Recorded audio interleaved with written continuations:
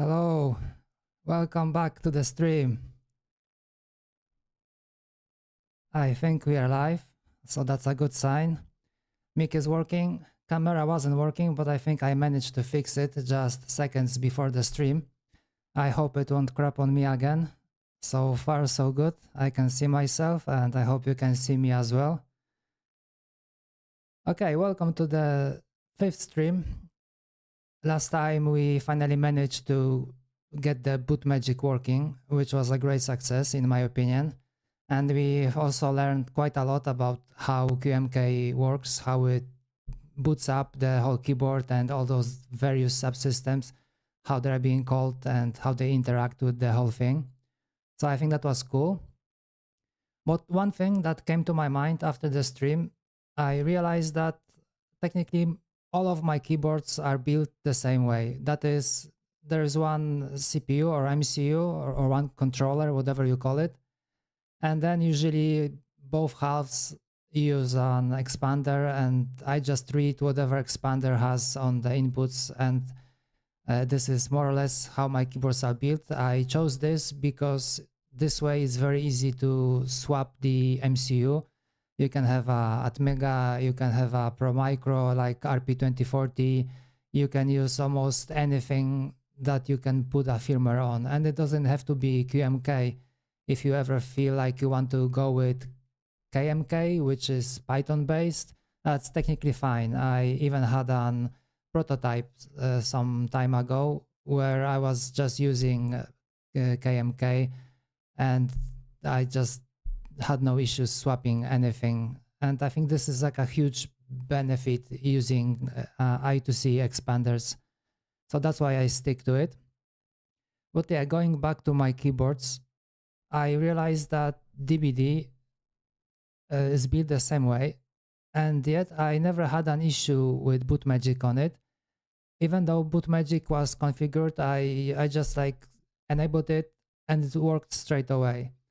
And I was thinking about it, why was it the case? And then I realized that the source for DBD is a little bit different, because last time when we were digging through Chordie and we were trying to get things working, so I showed you that in my source I was booting I2C over here in keyboard post init user. So this function is being called quite late in the chain, probably after everything else.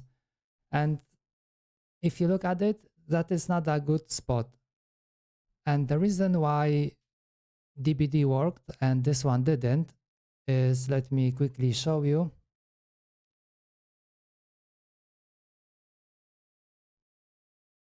If we jump to the DBD source, over here we have DBDC. Oh no, that's not this one. Oh, actually, yes, I think I wanted to go to the matrix.c.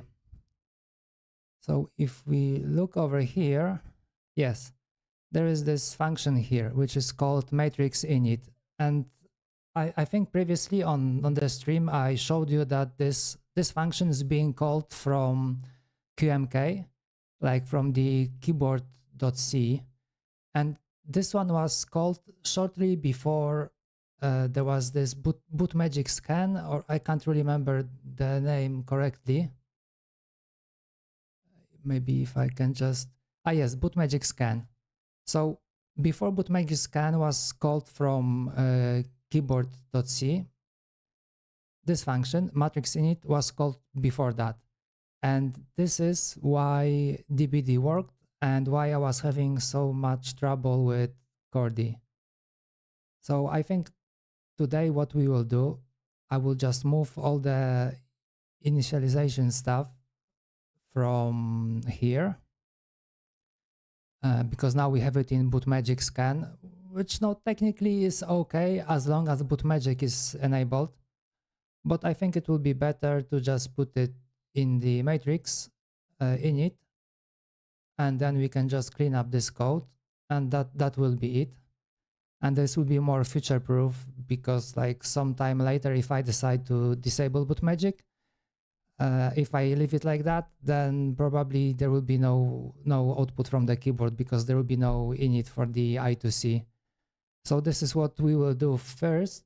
But before that, I also showed you how to use Hyper-V, which is a hypervisor for Windows, how to set up a virtual machine and how to compile QMK on a virtual machine. So then you can have it decoupled from like your source code. So you can have your QMK on the virtual machine and your source code somewhere on your drive. And then you can just copy the source code, compile it there on the VM. And whenever you feel like removing QMK and installing it all together from scratch or like updating it, you don't really risk anything because your code always sits somewhere else on your drive. Like in my case, I like to keep it on the cloud. And for you, you can keep it wherever you want, wherever it's secure for you. So it won't ever get lost or get deleted by accident, anything like that. So, okay. And after that, I also noticed that there is this error from compilation that layout is not properly configured for Chordie. And I dig into it a little, and it seems like QMK has some kind of a converter where you can just set up your layout in keyboard layout editor. If I just quickly jump into the keyboard layout editor, yeah, so that's the one. So here you have some like presets, more or less looks like this, but you can do your own keyboard, put your own keys, however they are laid out on your board. And from what I read, there is a converter.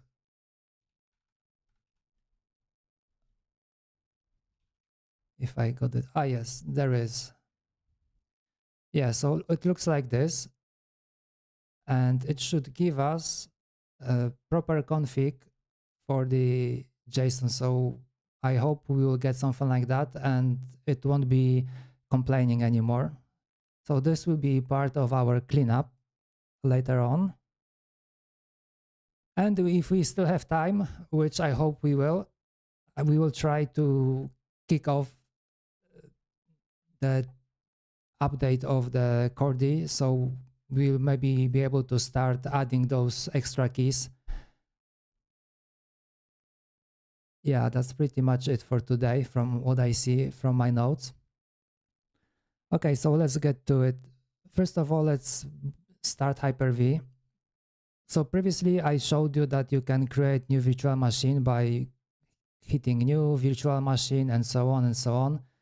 And then you need to have an ISO on your drive in order to install the Ubuntu. But it seems like there is an easier way.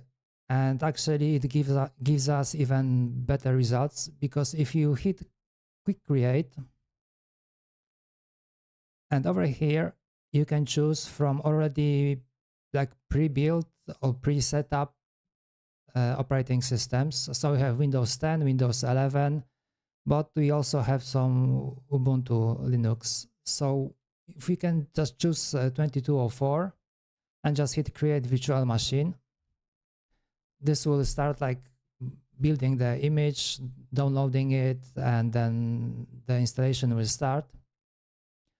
But what is different compared to doing it manually is that when the machine is finally up and running, you get a full remote desktop experience. So before that, like if we do it like custom way by using just new and installing it manually, the connection to the virtual machine is very poor. I mean, you can't use clipboard from what I saw, and there was no easy way to enable it. And now with this method, you get everything. You can have a high resolution, you can have sound, you can have a clipboard. So we will install everything. And we will try also to set up the folder sharing, because I noticed you can also do it like the like the Windows way, how to call it. You can just click and that will be it. You don't have to really use the console. What we will see about that. One sec.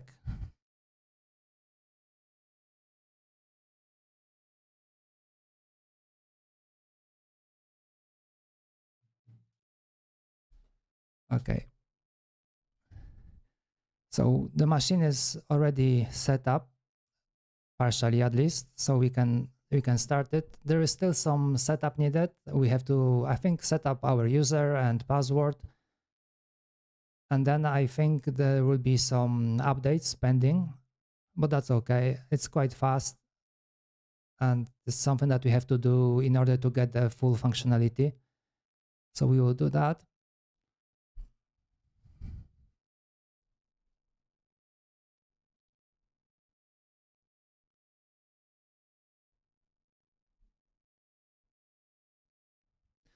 Okay, just quick English language, different keyboard.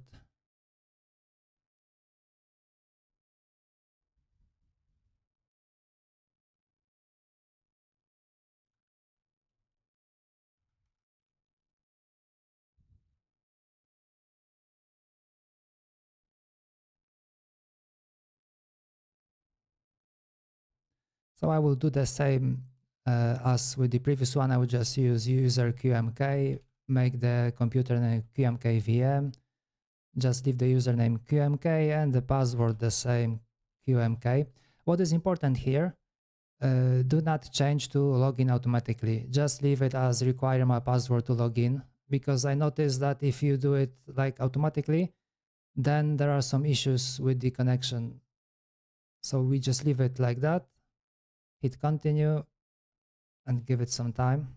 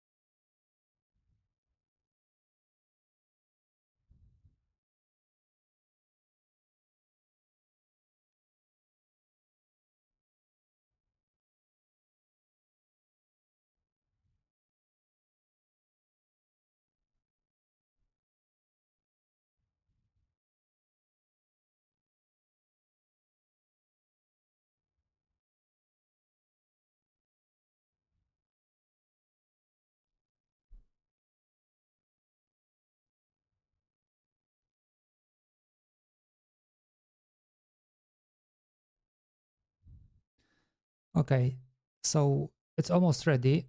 So this is the first thing that is different from the custom one, because here we can change the resolution, so we can go like all the way full screen.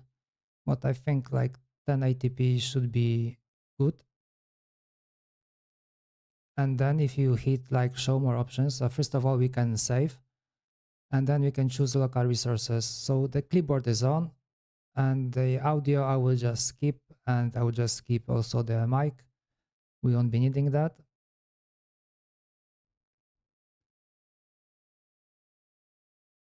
Yeah, looks about right.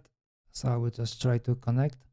Yes, and this is the thing, that if you leave it on log me in automatically, you won't be able to use this. So we have it to use the password. So let's just do it. QMK and QMK. Let's just go in. Yeah, and this is how it looks like. Just some junk from the beginning. Ubuntu spam.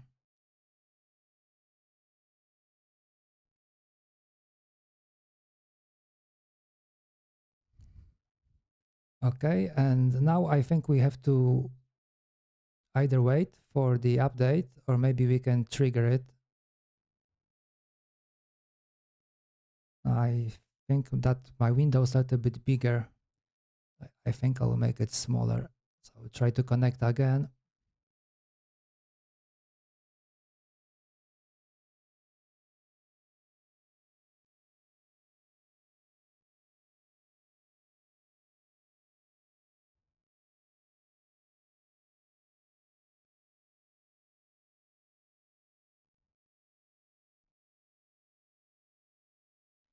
Yeah, this is much better.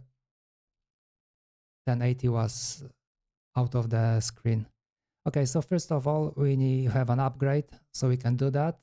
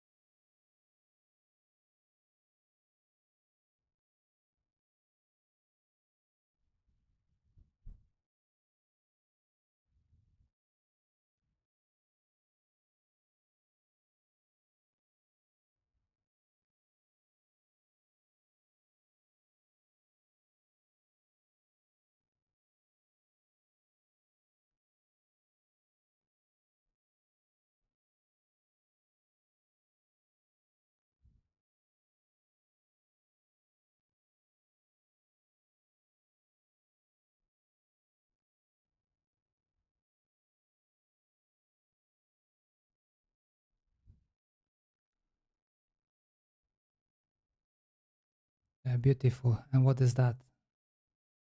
No, I don't want to report a problem, as usual.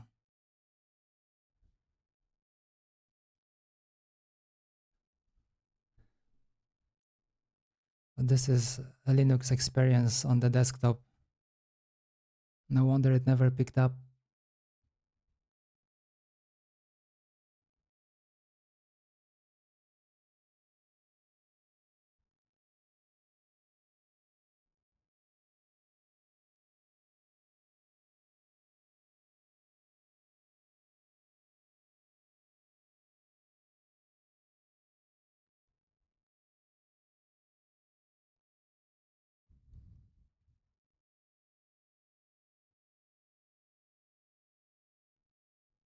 Great. But I think I had it as well before, so that's not much of an issue. I think we will be able to fix it later.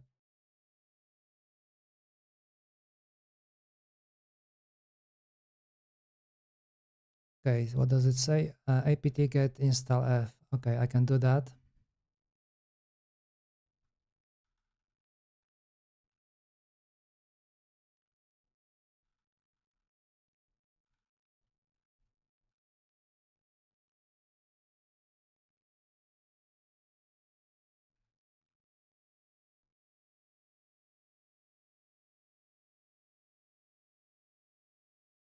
Yes, some old day dependencies, Python and GTK. Okay, let's try again.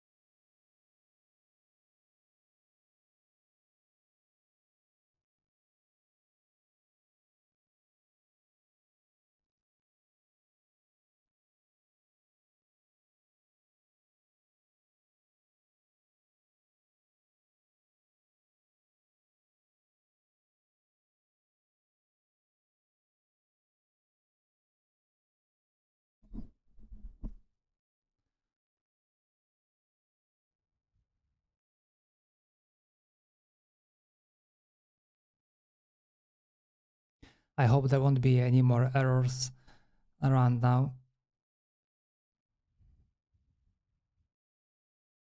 Yeah, but I have to admit, this machine, if you use the image from Microsoft directly, it runs quite okay, much better than the one that we set up previously.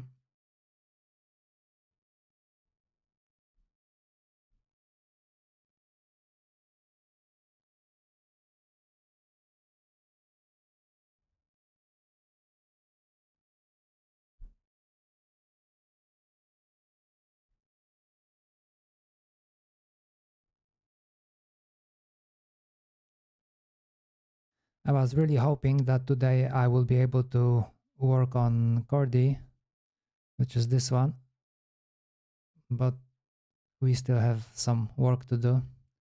Okay, and the error again. No idea what it is.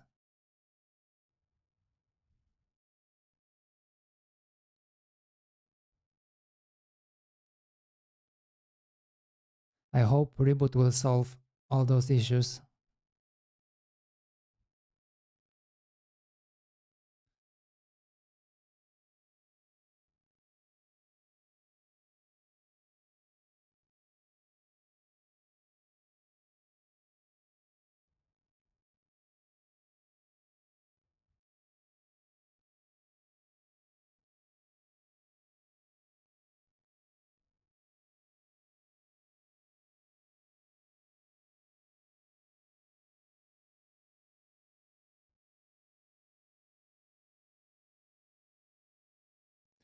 Okay, let's try reboot. I hope it will reboot and be still alive after that. The good thing is that we still have the other machine, the old one, so we can always use that.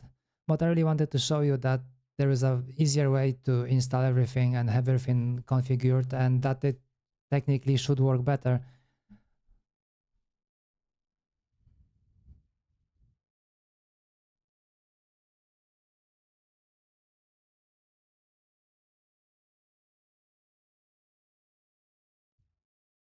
Okay, it leaves.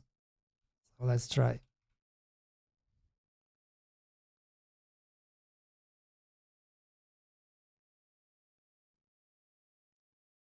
So we are back, and just do a quick check.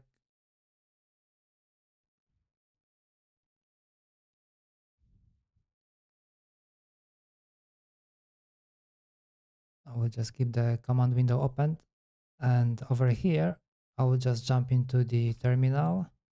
I think we still have to install NetTools. Apt get. I want to see the IP address.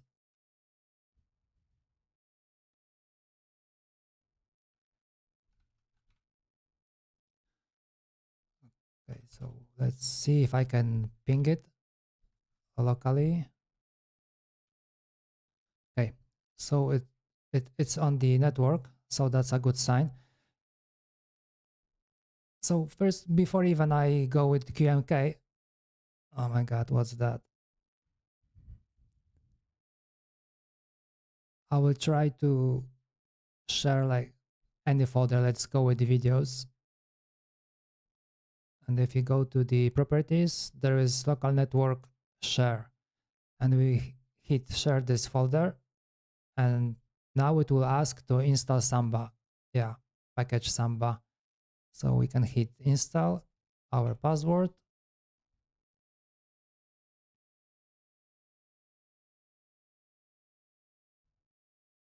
But definitely it's installing more stuff than when we are doing it by hand. And let's just allow everyone. So anyone can create delete files in this folder, and we can also allow for the guest access. And we still need to add permissions. Okay.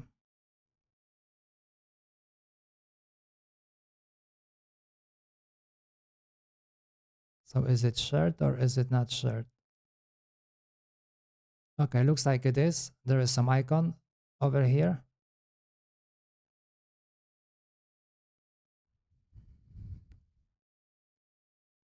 So let's check the network.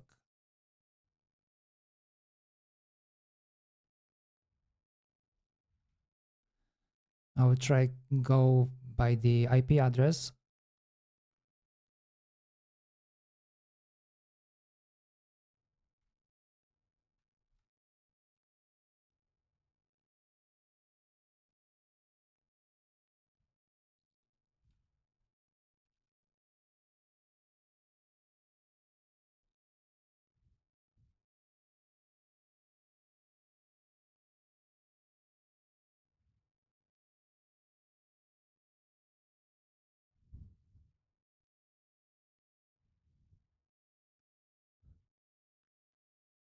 And now Windows is making it difficult for us. I don't really understand why is it complaining about the guest access, because I want to connect with the password. Okay, let's just hit cancel, and maybe we can change permissions over here. So if I go back to the network share and just disable guest access, modify that. Okay, and now I will try again.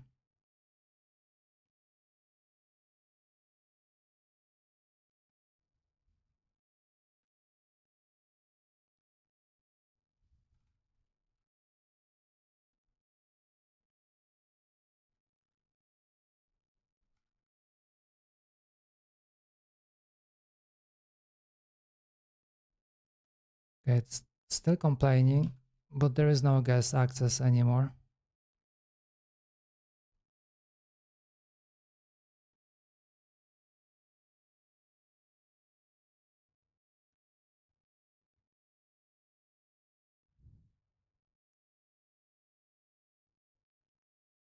Maybe if I can change the network settings for the local network. I hope it won't disconnect the stream.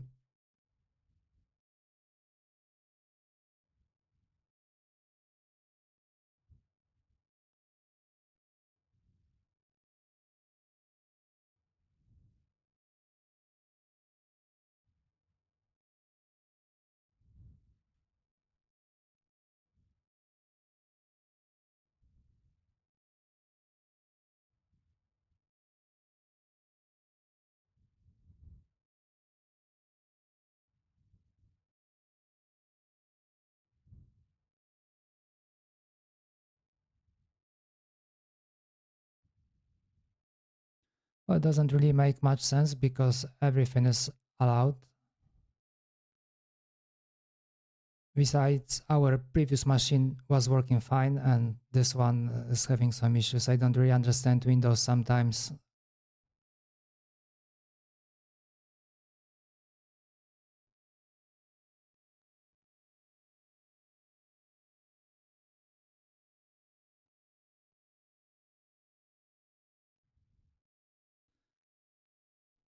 I wonder if there is some info on the web about this error.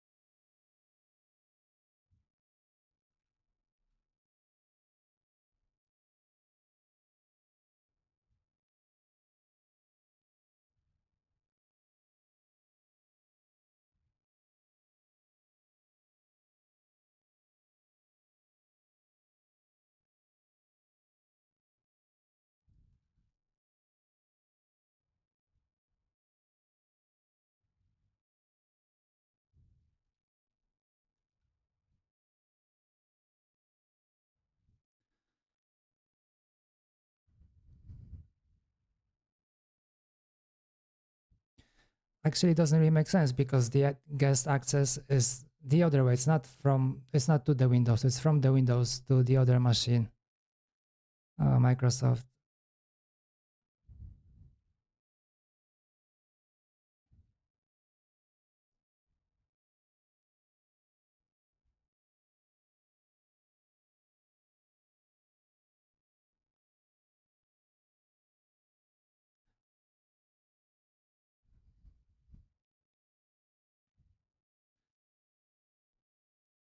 let's just do a quick check. If we go into etc smbconf, was it? And if we go to the end of the line, I mean to the end of the file, so there is no entry here about like the shared folder. So I don't really know where Ubuntu just add this info.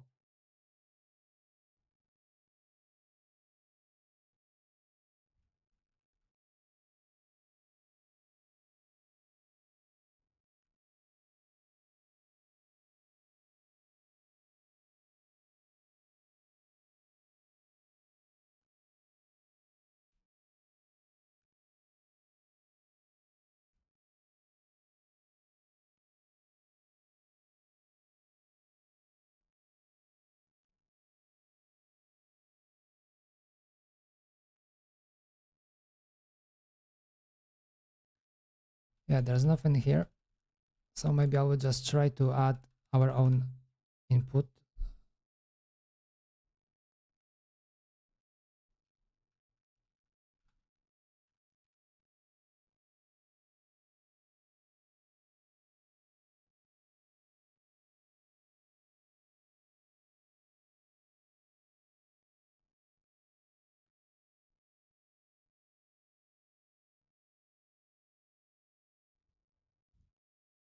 Maybe first let's check where is Samba, but I think we have everything. Okay, so let's just go nano. Okay. We need to go with the admin.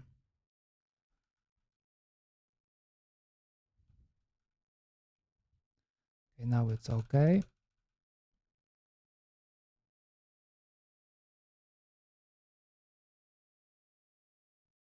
So we can prepare our QMK folder.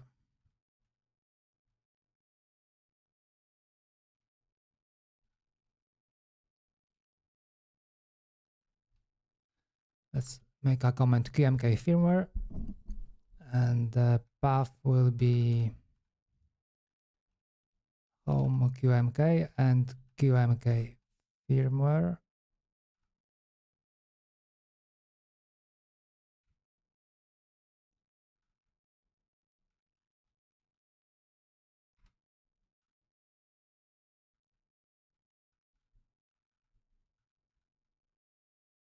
Okay, that's pretty much it.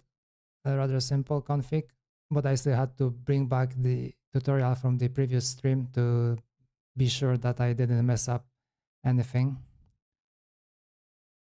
Okay, so the names look okay, more or less. So now we have to write it out, Control O, and exit.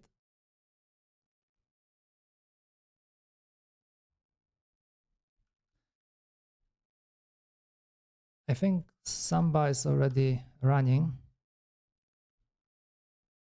but we need to restart.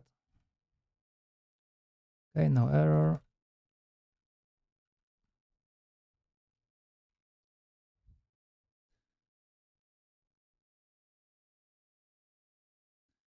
Okay, and the important part, we have to add the password.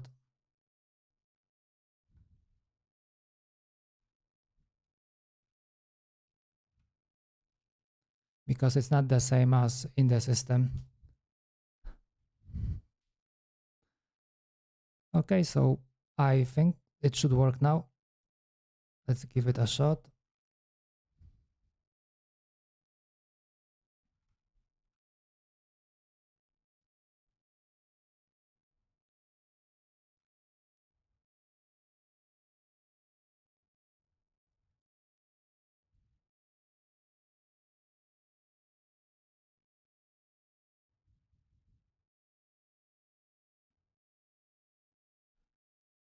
I think I have to create the folder.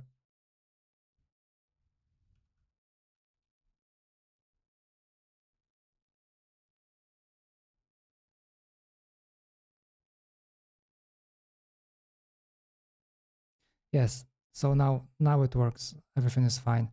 So technically what we can do is just use the image to install the VM and then just follow the tutorial for the Samba to have it working. So I will just quickly set up QMK on this machine.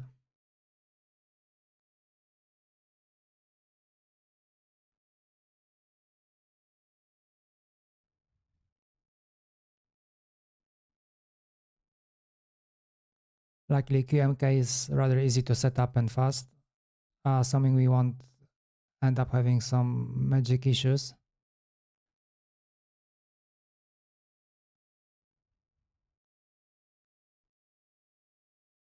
So I hope now the clipboard should work, so we can just copy paste all the commands that we need. Yep.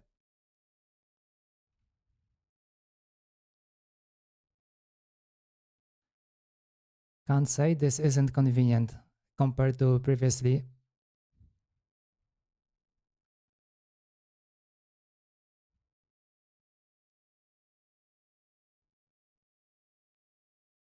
I even have convenient buttons over here to just copy code.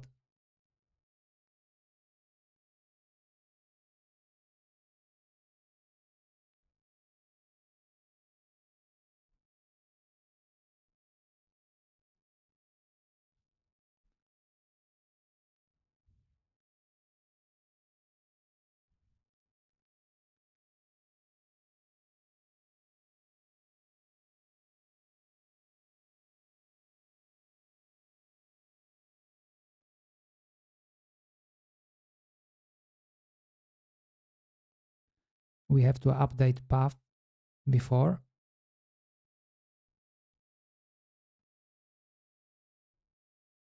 Well, they say the bug was fixed, but it doesn't look like it.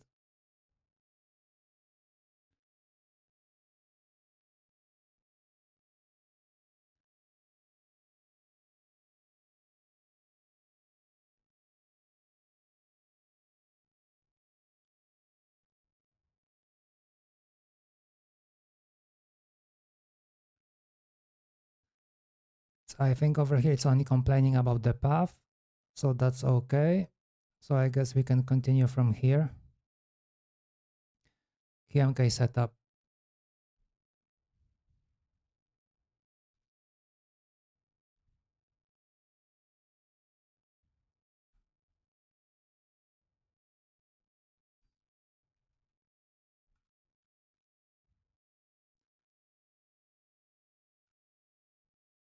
Let's do dash Y, so we don't have to hit enter. I mean, don't have to hit Y every time it asks a question.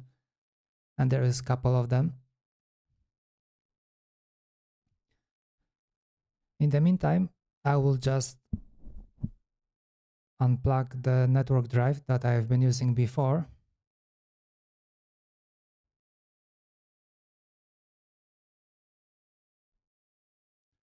So this is our previous machine. So I will just disconnect. And once we have this one running, we can connect new drive and try to compile something and see if it works. Well, having functional clipboard is obviously much better just in case we need to fix some issues later on. There's no need to type all those commands. You can just copy paste. And before, when I was having some problems, I had to type everything. So that's a plus.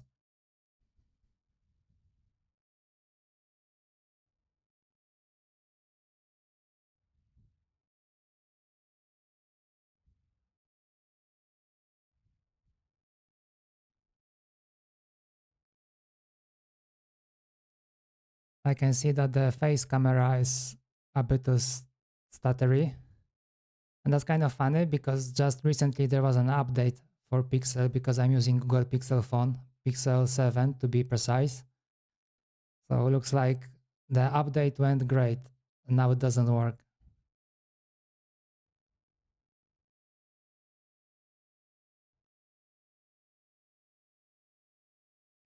But other than that, those Pixels are kind of okay phones, good price, good specs. And you know, it's Google, so you get all the security updates like firsthand.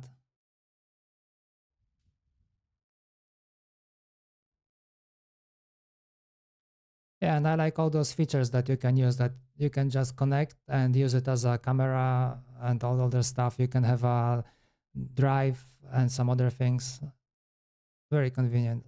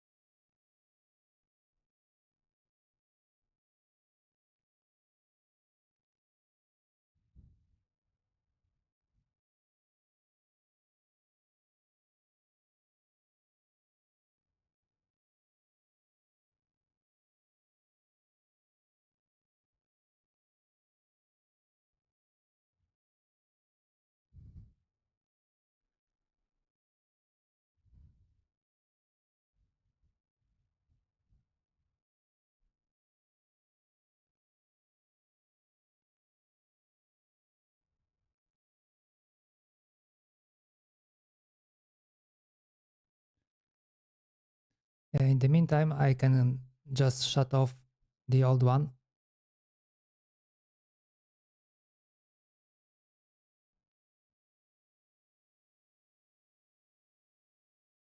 Oh, it's taking some time.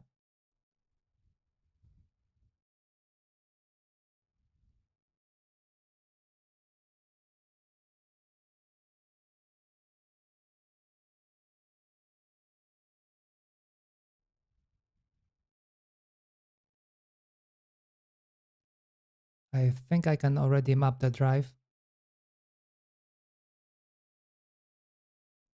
I will just use the same letter because I have all the scripts prepared for that, so that will be easier.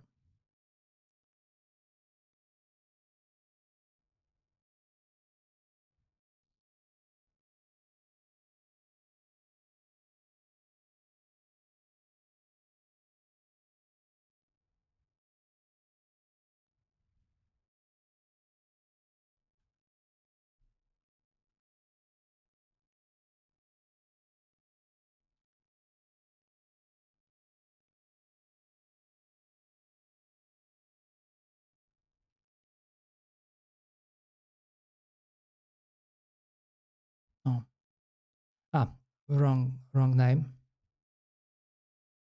Forgot the K.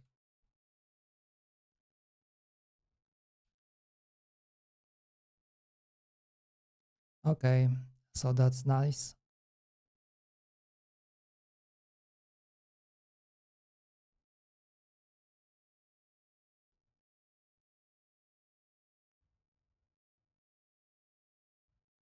Oh, why is it taking so long?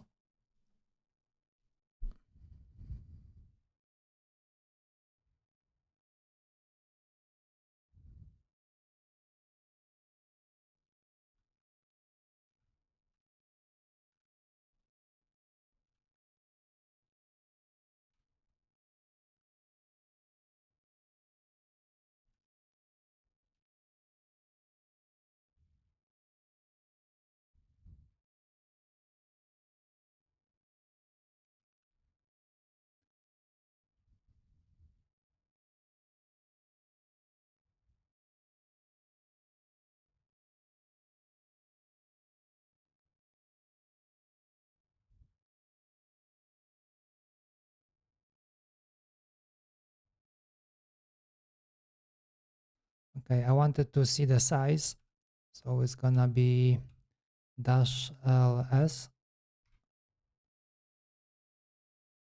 Is it? No, it's not.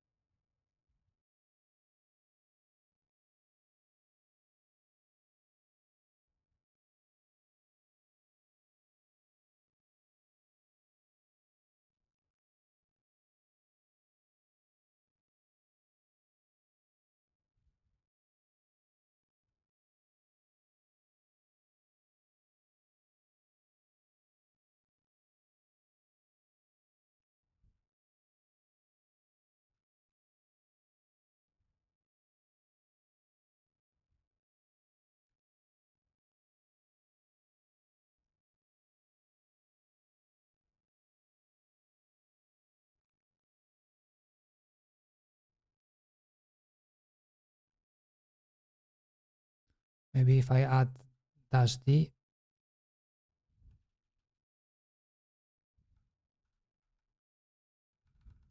and that's a cool letter, LSD. It's still not showing what I want to see. Never mind.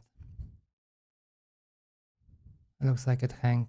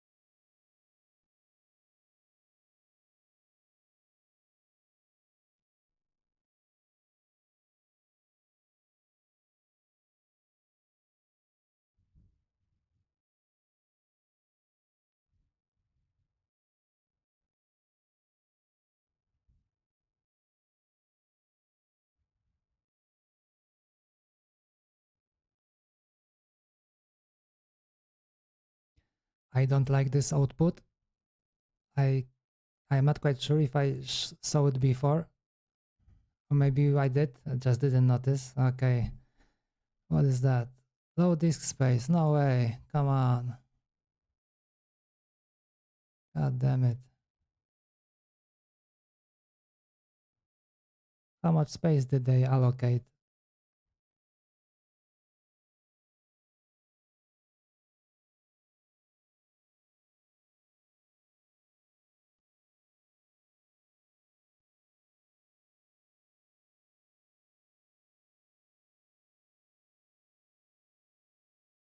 Does it say what is the drive size even?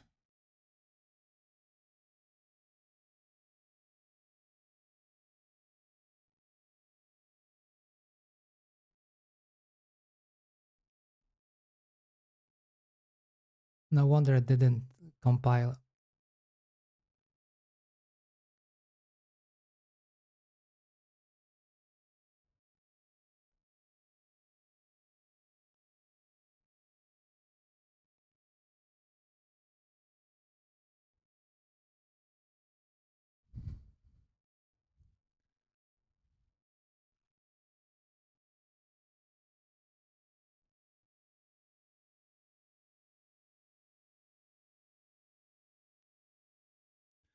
Yeah, that's great. 12 gigs eaten. That's kind of a lot. That shouldn't be this much. Ubuntu doesn't take like 12 gigs. What's in the user? Okay.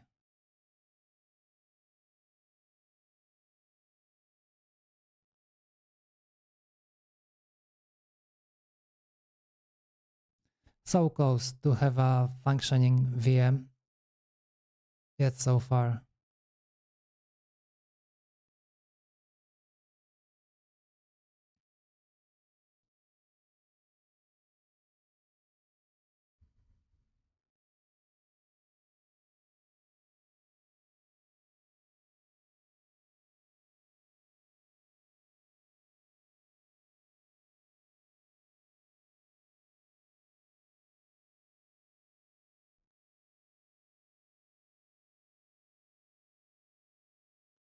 Yeah, but it doesn't say what's the size of the drive.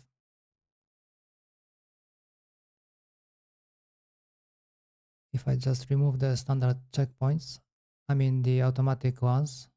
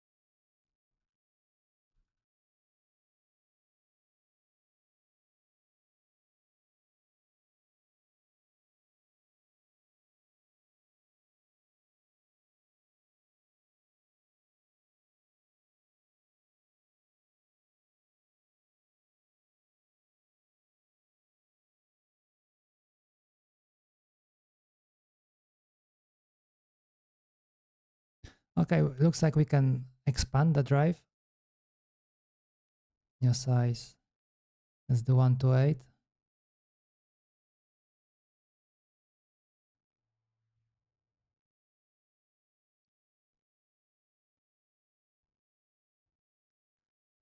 Okay, I hope it worked and it will boot.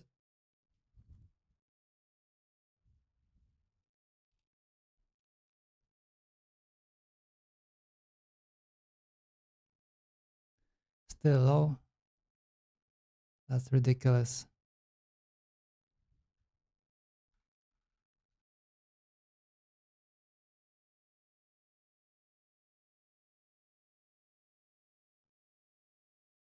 Well, I just expand the drive. Why is it so small?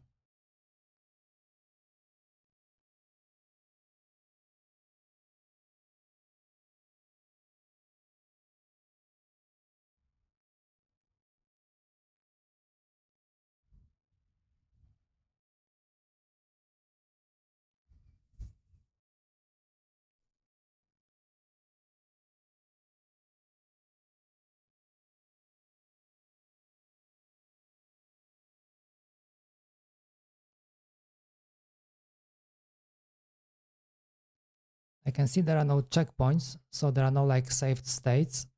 That's good.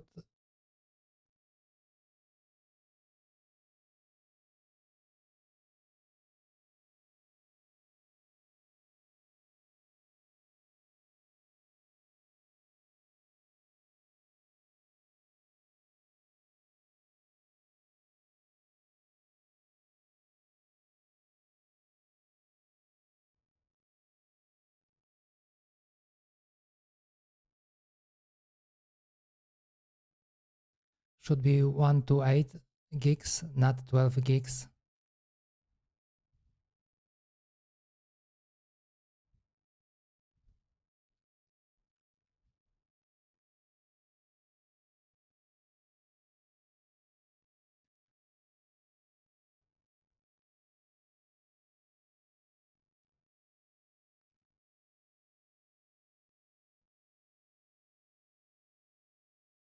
But now it's showing, okay, 12139 actually.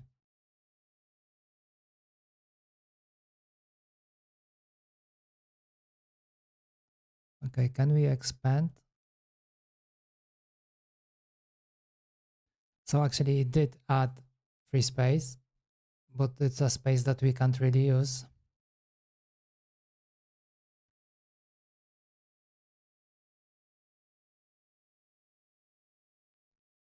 Is there anything we can do?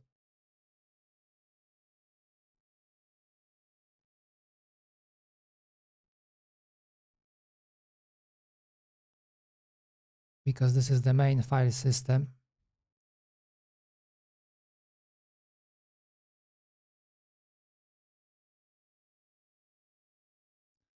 Okay, looks like we can resize. Let's go all the way in.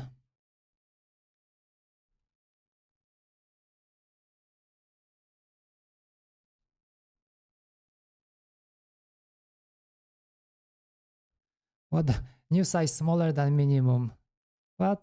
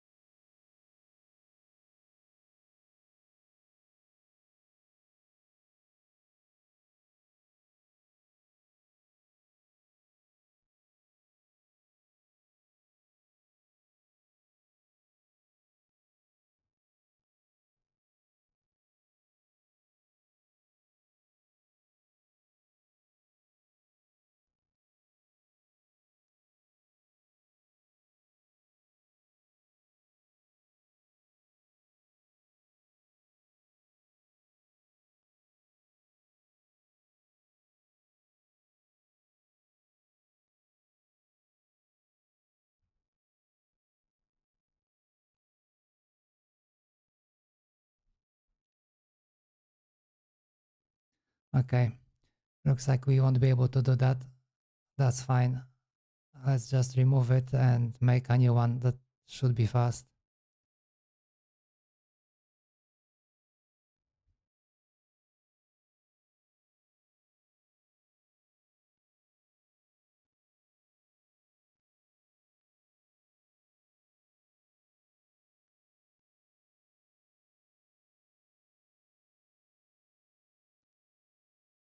Okay, quick create.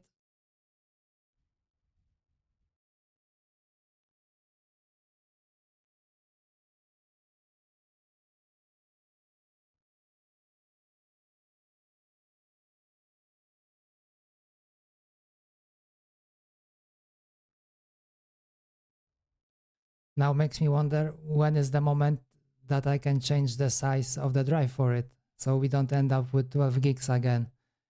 Besides, why would they make an image with only 12 gigs? You can't really install anything. It doesn't really make sense.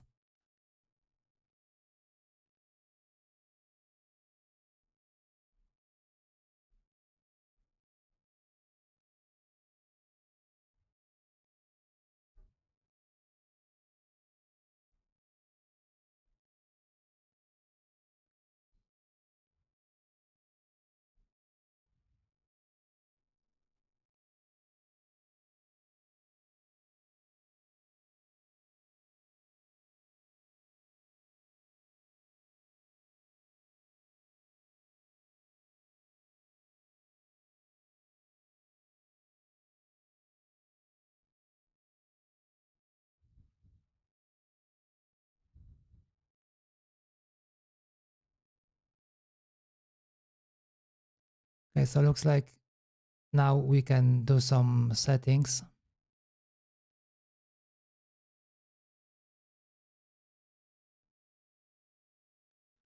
Let's do 64 gigs.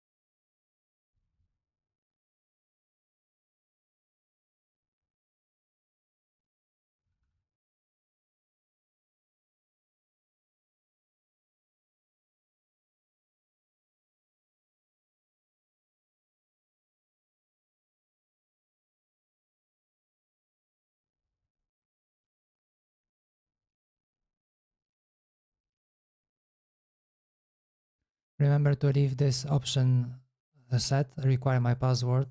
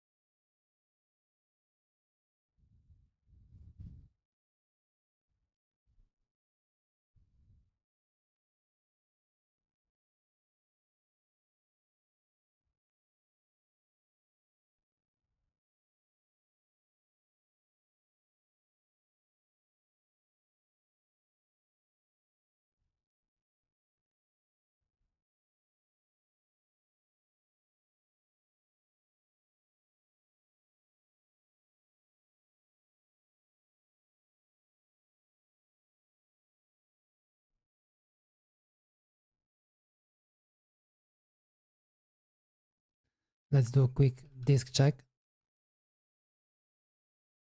Okay, 69 gigs. Okay, that's okay. No, it's still, god damn it, 69, but it's free space and it can be resized.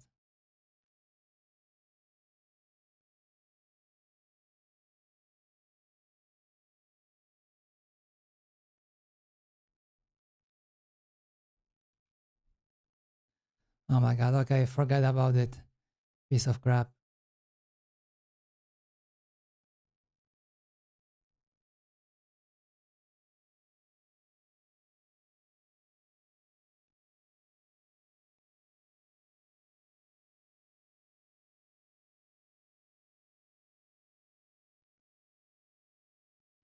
I guess we have to excuse our old machine. Good I didn't remove it.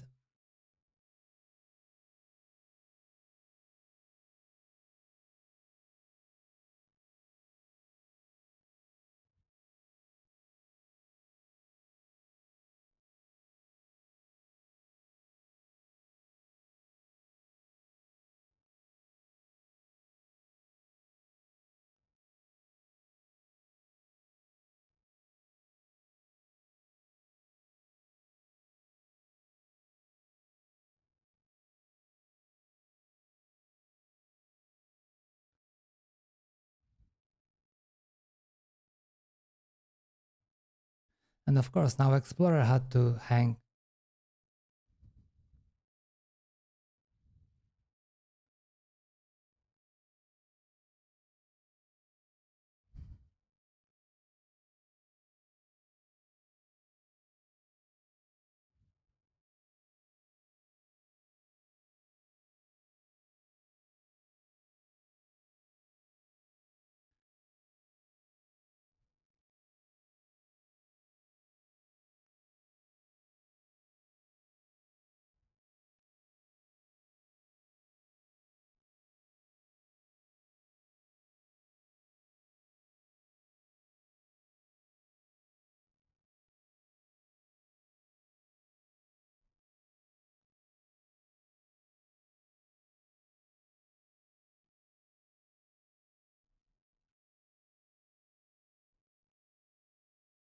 Okay, so we are back to our old machine.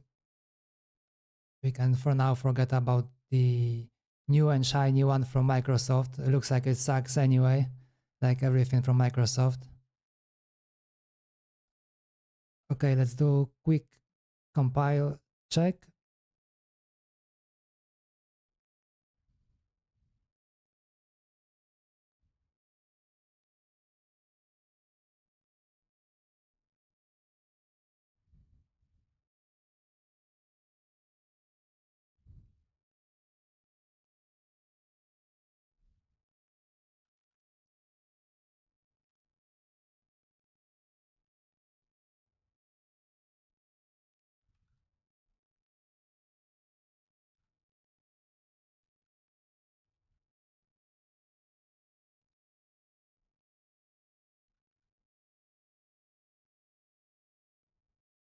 Okay, looks like it works. That's fine.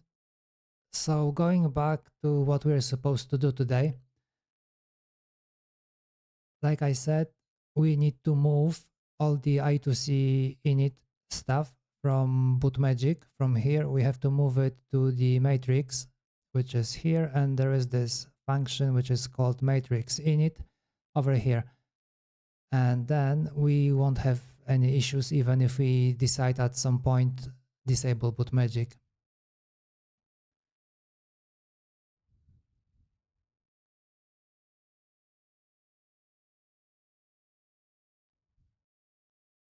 And I think we won't be even needing all those variables here because then it should work like automatically.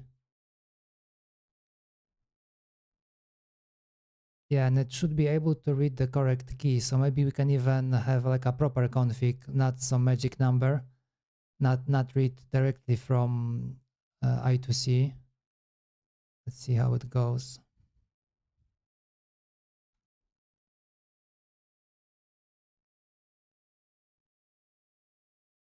So the init is over here, and over here it will just clean the matrix. So I think we can just fit over here.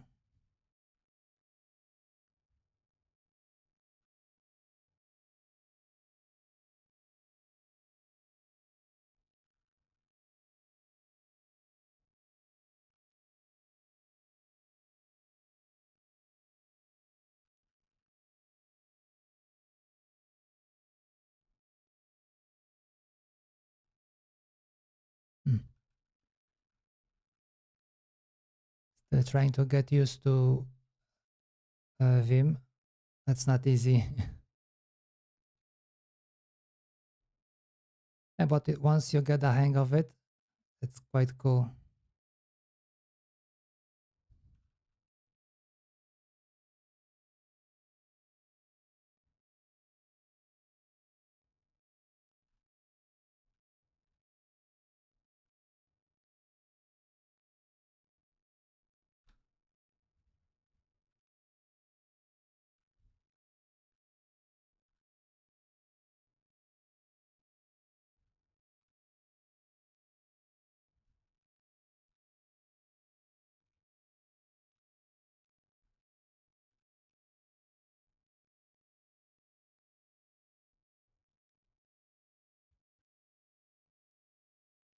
But we have to init both sides.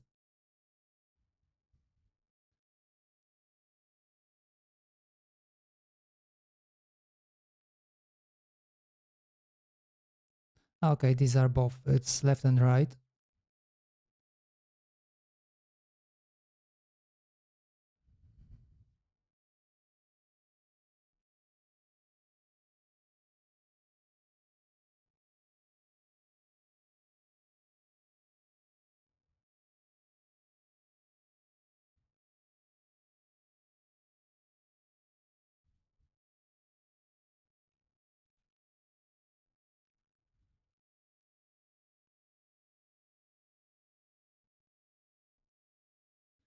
So we can command this.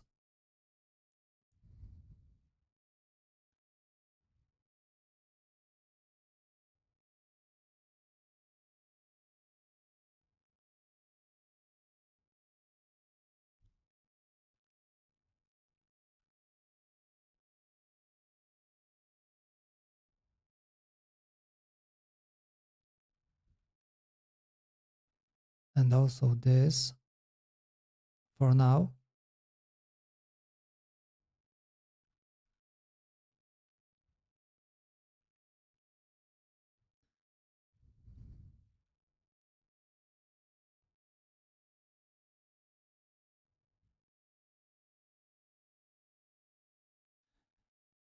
So from what I can remember, the QMK, the Bootmagic, the default function looked like this.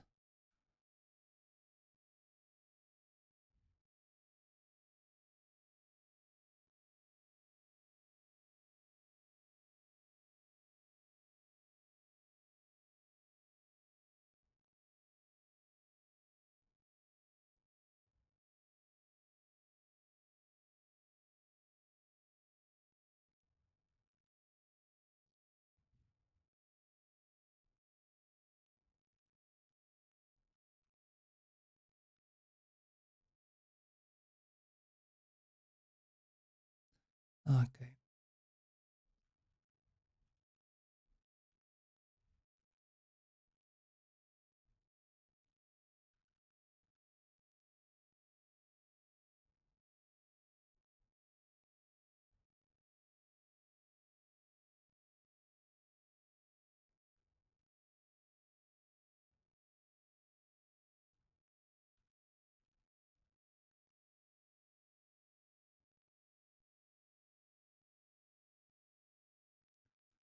So it was doing double matrix scan.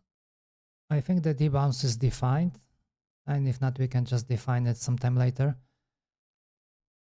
So this is like the default config.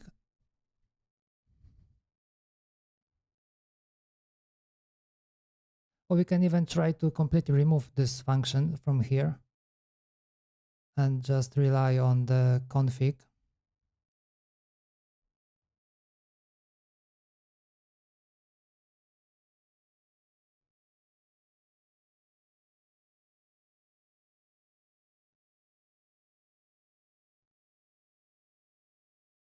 Yeah, so we have our row 0 and column 7.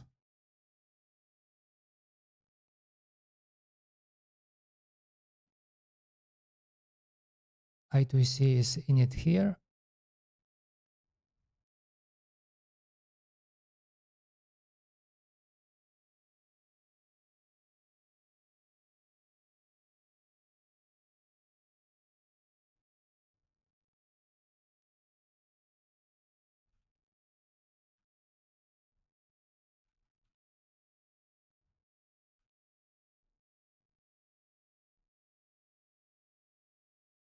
Maybe I will just remove it altogether and just rely on the default.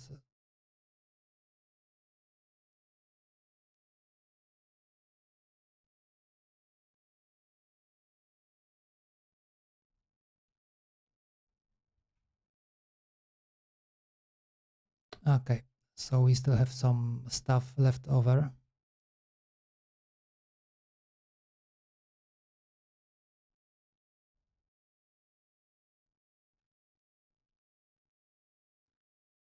What else was it? Okay, I think only this one variable. Okay.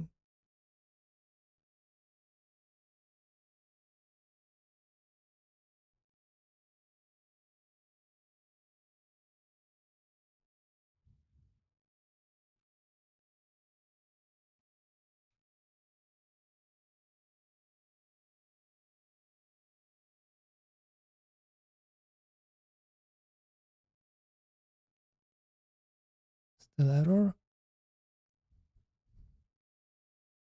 Define but not use. 18.3. We did remove it.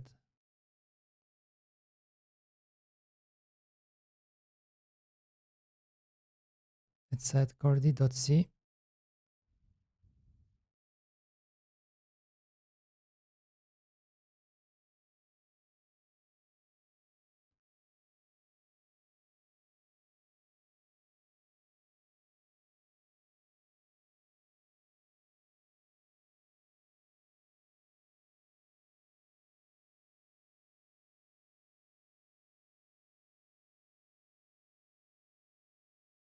Oh, it's not really defined anymore, and it's not in use.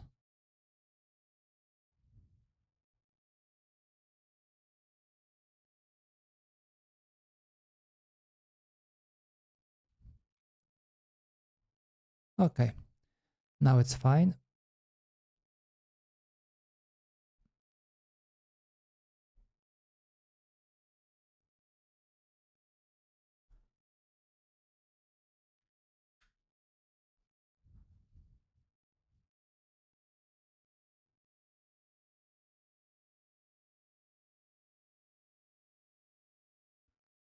And the pixel just died. I don't know what's happening with this font today. The whole stream is messy. I just noticed some info on Twitch that the stream is unstable. That's also very interesting. So I guess we have to do without my pretty face.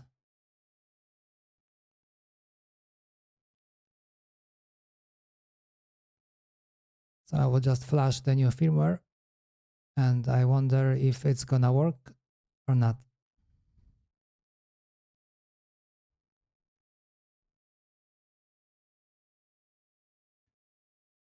Okay. And now I'm gonna check if the Bootmagic is working with the default settings.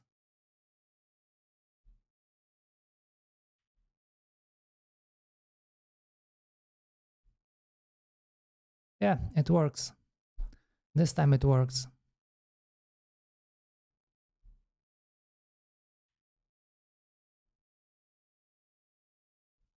Yes, perfect. So that was a good fix. And that makes me very happy. So we can just start removing all this stuff that I put here in Amok.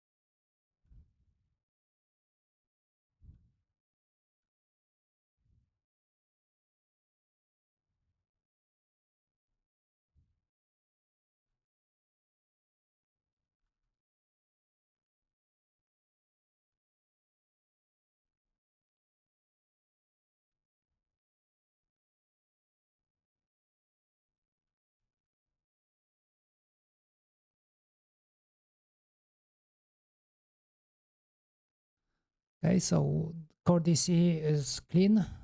We removed all the stuff that wasn't needed here anymore. So I can move to the matrix, but that's from DBD. This is the matrix from Chordie. So I will just leave it like that. I don't think it needs any tweaking over here. Here we don't have to change anything. Info JSON and config. This one I will just leave it for now. So the Bootmagic column works okay. Bootmagic row is also fine.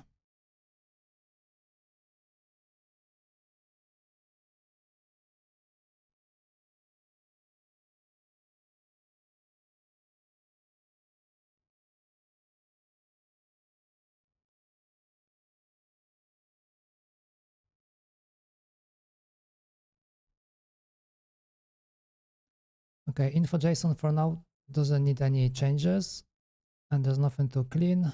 And as well over here in config.h, everything seems fine. I don't think I add anything when we are working on Bootmagic. Okay, so the matrix is okay as well.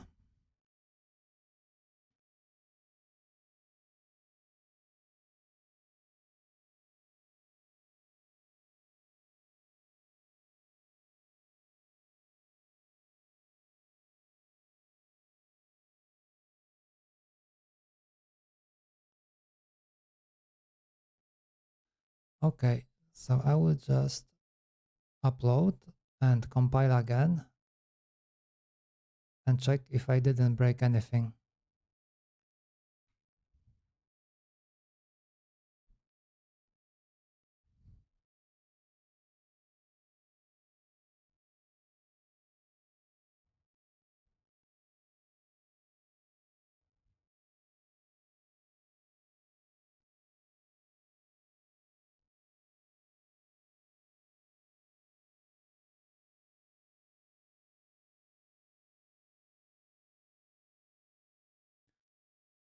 Okay, and let me just check on the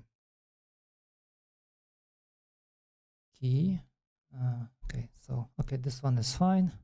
Okay, both parts work. One more check for the Bootmagic.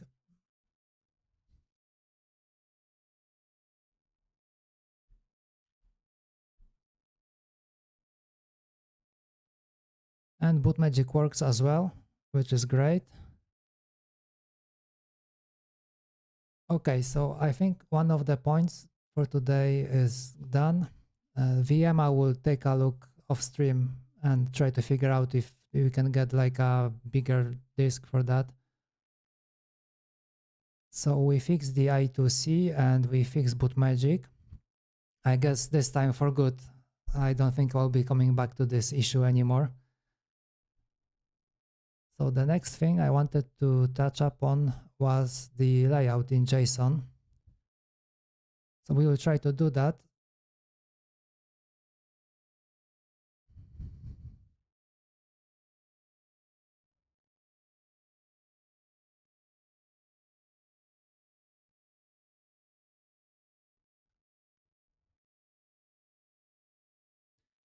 But I remember there was some article about it.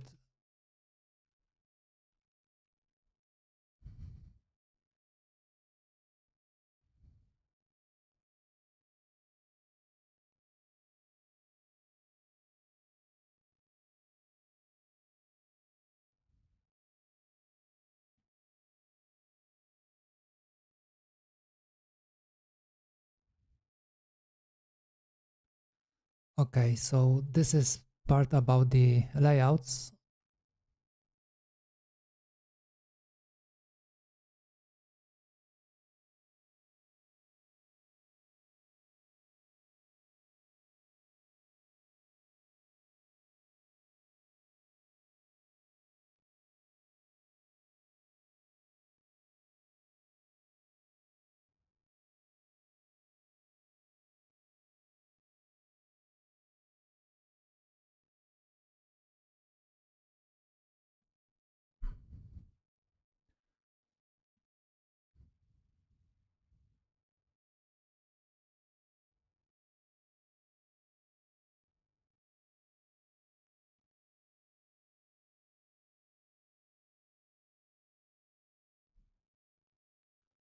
I think I'll bookmark this.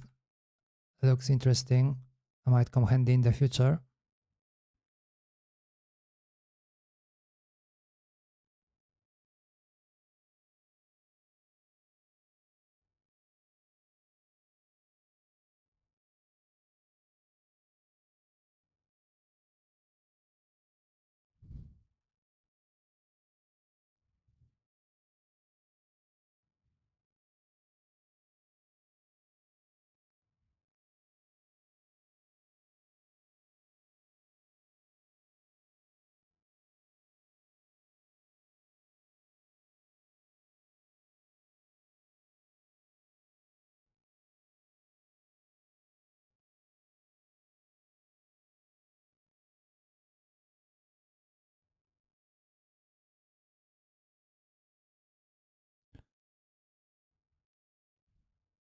I remember seeing some page and it mentioned there are some issues if the keyboard has like a non-standard layout or non-standard keys.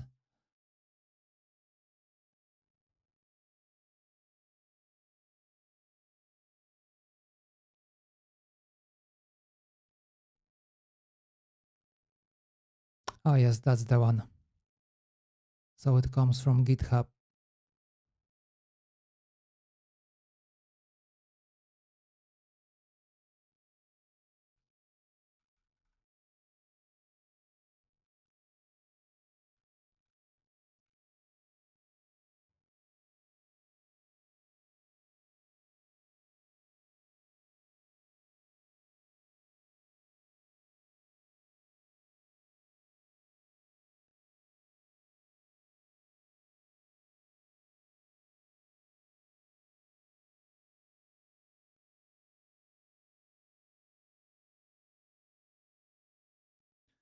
Okay, so we have no KC, no keys because every key is defined and we don't really have to show that because nothing on the matrix is not used. I mean, I think there are empty pins, but when I read it from the matrix, I read it manually and I will just skip those.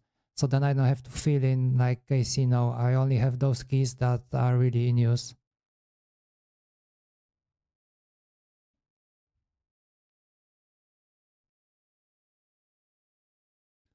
Like here, there is no KC, no. All the keys that are here are really used inside the keyboard.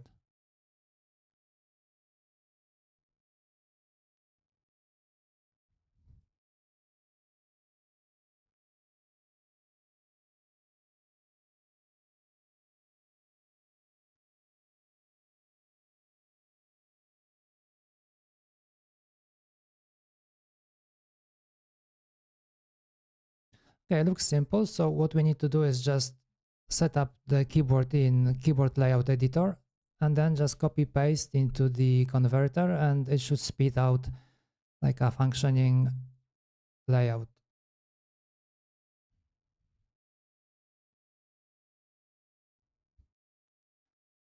Yes, I will just move it to the other window and then we can go to the keyboard layout editor.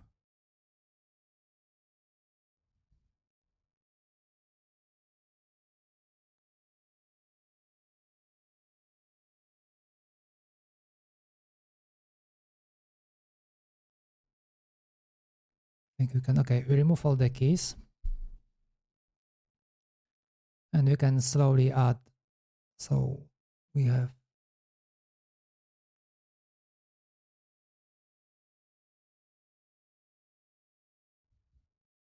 one more check. Do I need to put the correct names or how does it really look at it? Uh-huh.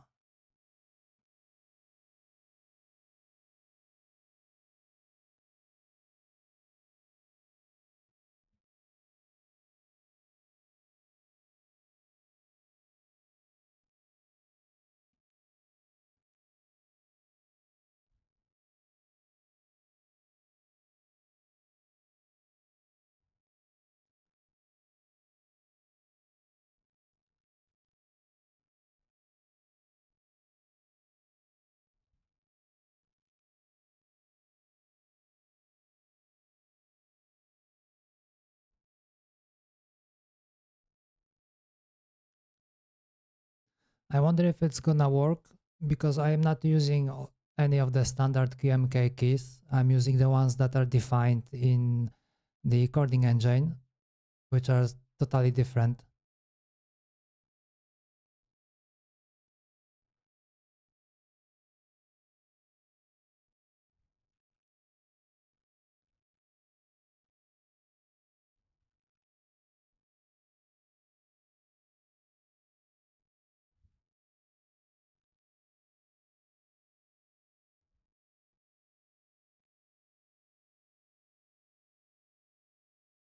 So we have 4 keys like this, and then I can copy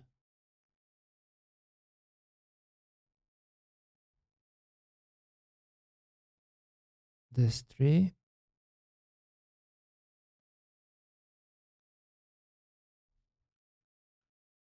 I forgot I can't move it with the mouse, I have to use the keyboard. Okay, but more or less, this is how it looks like. So this is another encoder.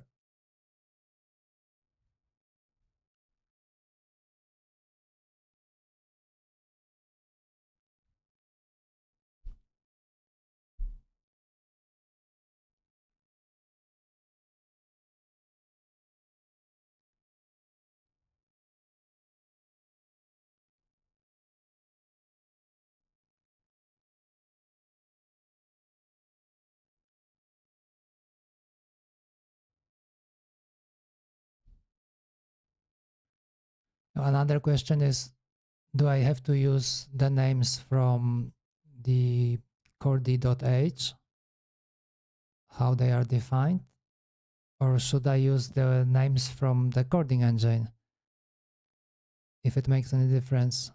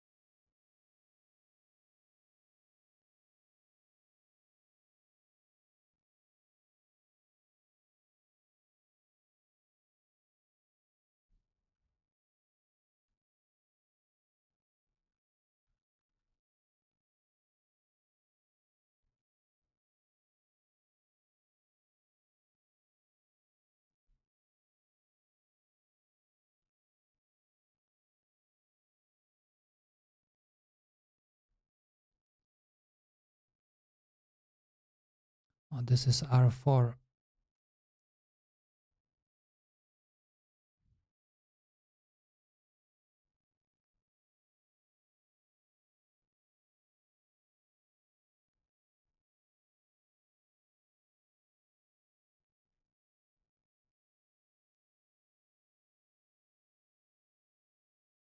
We don't have these keys, but we do have these.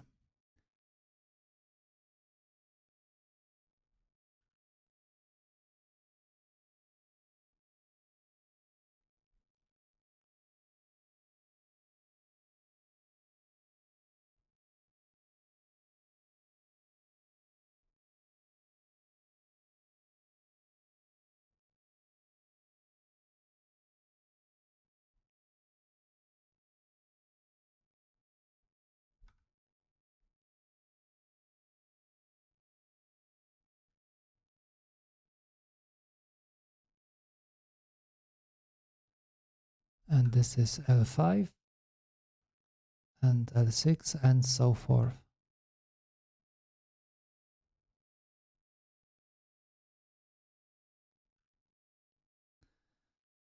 Okay, quick look. So we have our encoder over here.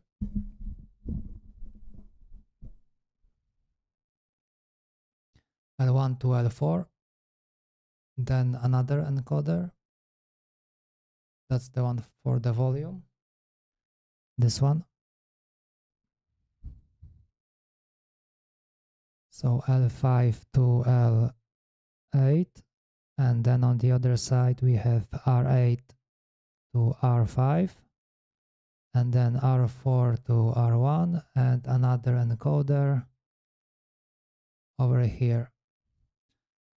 Okay, so now we go to the raw data.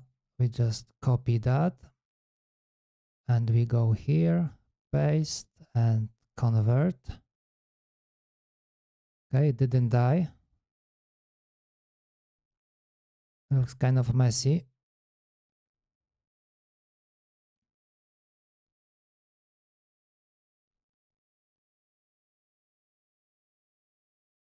Okay, going back to the editor.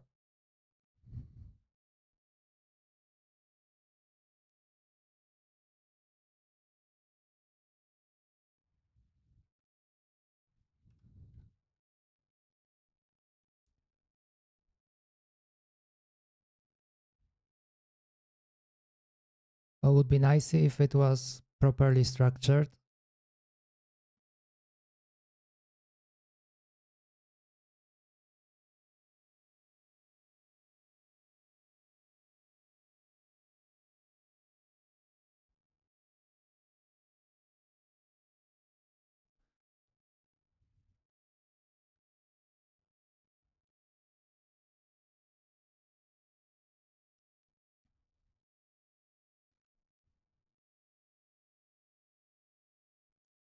Well, looking at the error message, actually it's not really complaining about the lack of the layout in the JSON file.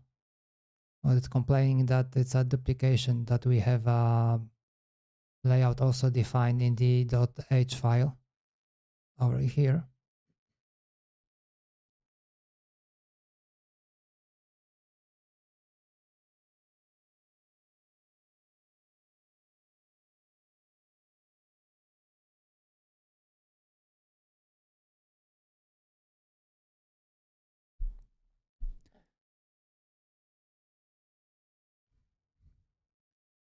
So I wonder if I remove it from here, if I can just make it like that.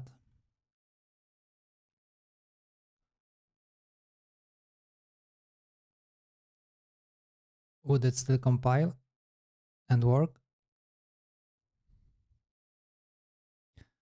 I mean, now it won't. I think I still have to paste what I got from the layout editor.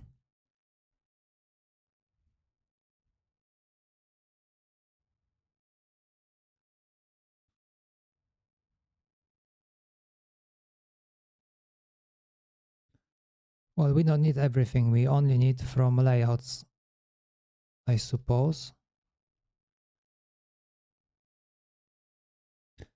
Yeah, this part.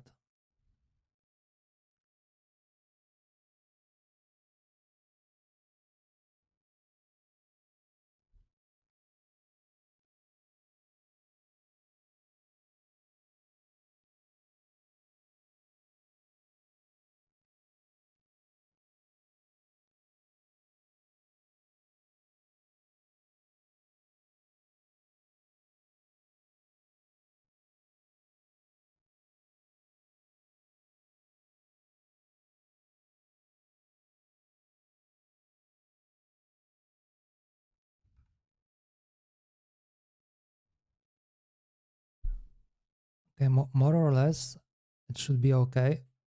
And we can always format this later.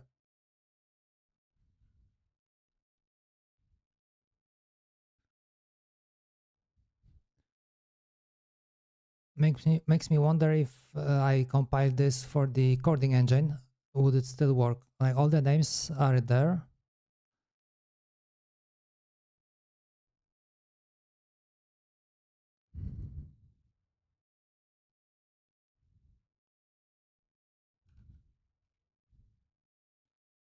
Okay, now it's even worse.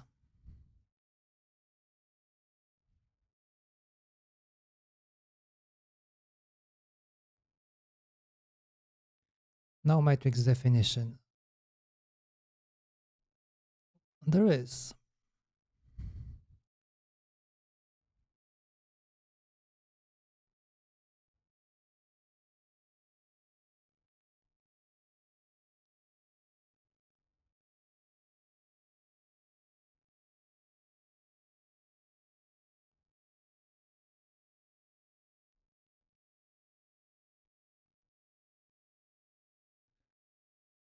Maybe it's about the name of the file.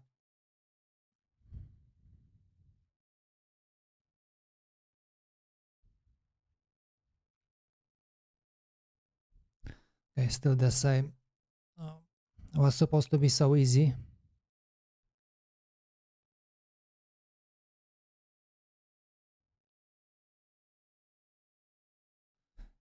So what the name should be? Should be like info.json or should be keyboard.json?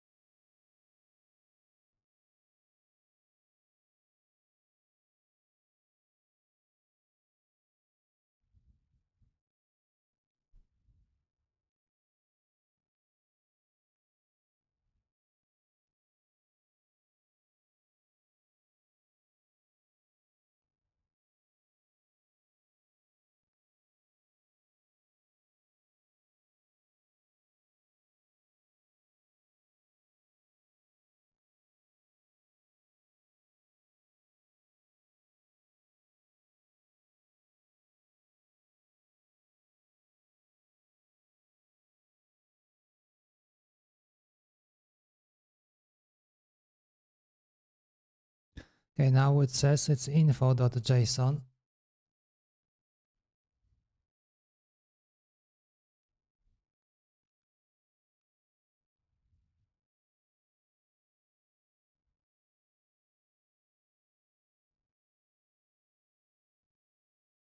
Okay, let's stick to the info.json.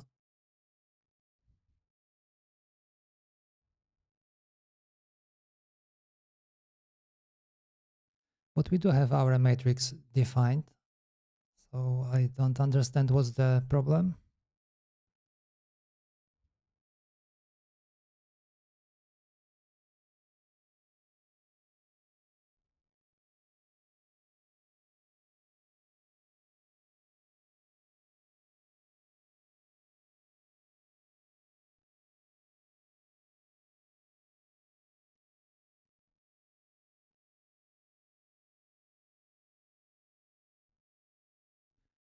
Maybe over here there is some info about how to define the matrix.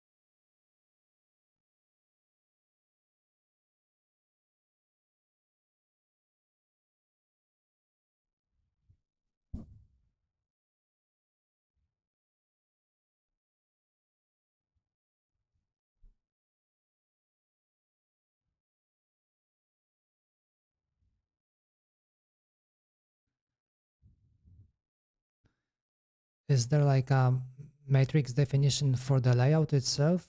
I think we can check it out.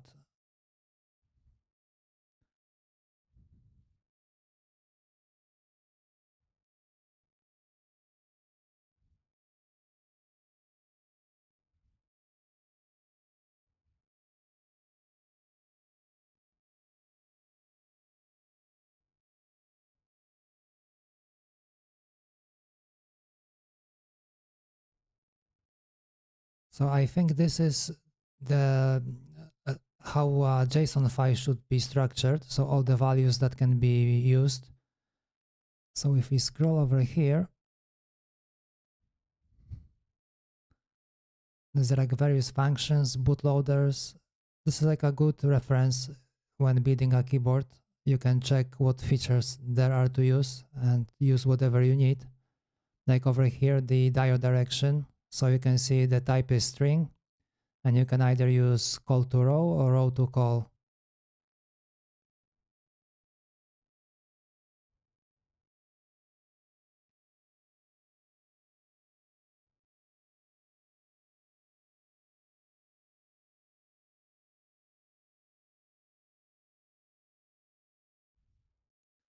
Okay, so we are at the layout. It's a type of object. And then if you look further, file name, macro, and JSON layout. It's Boolean.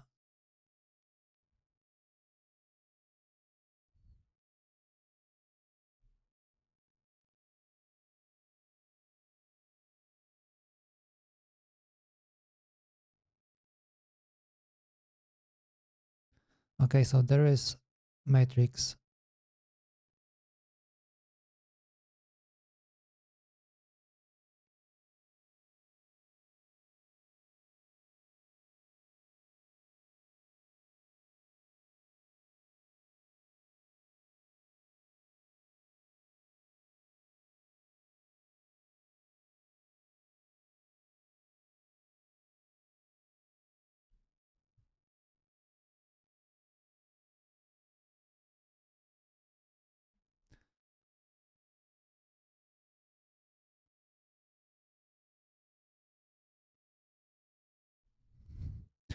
So it seems like the matrix part comes after the layout because the layout is over here. So we have like X and Y, which are required.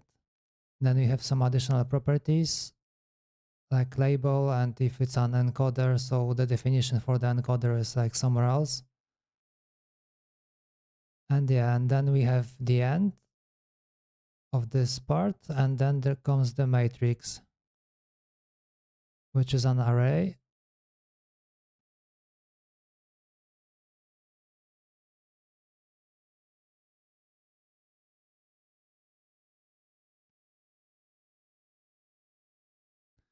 I think I will check quickly on the source files from QMK. I will just open.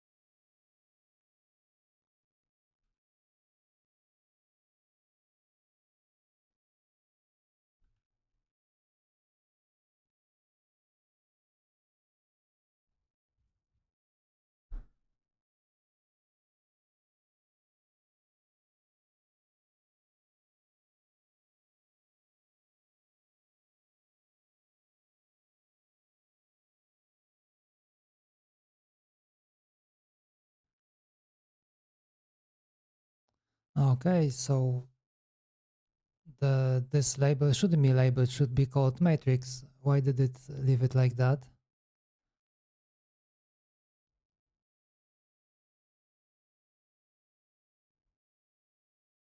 Yeah, it's called label. Should be matrix.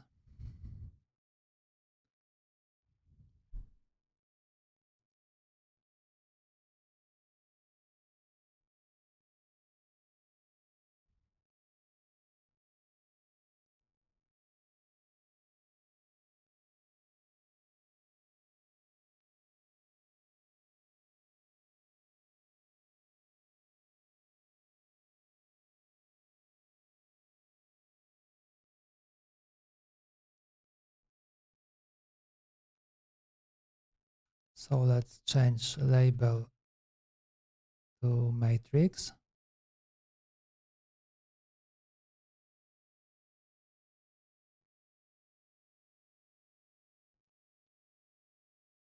Now it looks better, but is it gonna compile?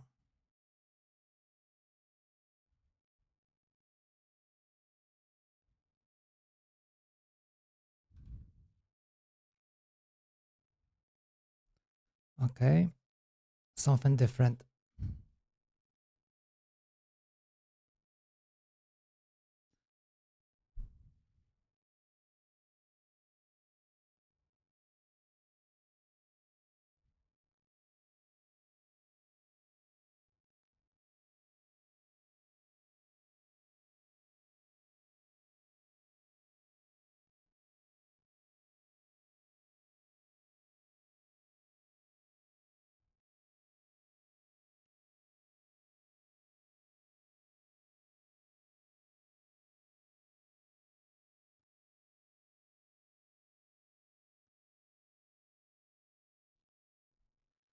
Okay, so looks like the output is completely different.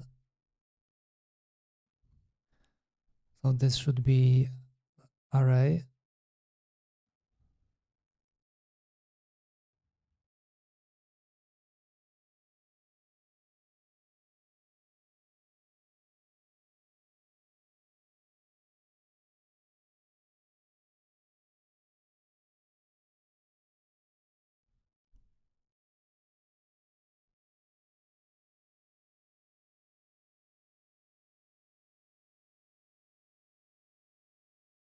Okay, maybe I shouldn't put name of the keys, just blank keys.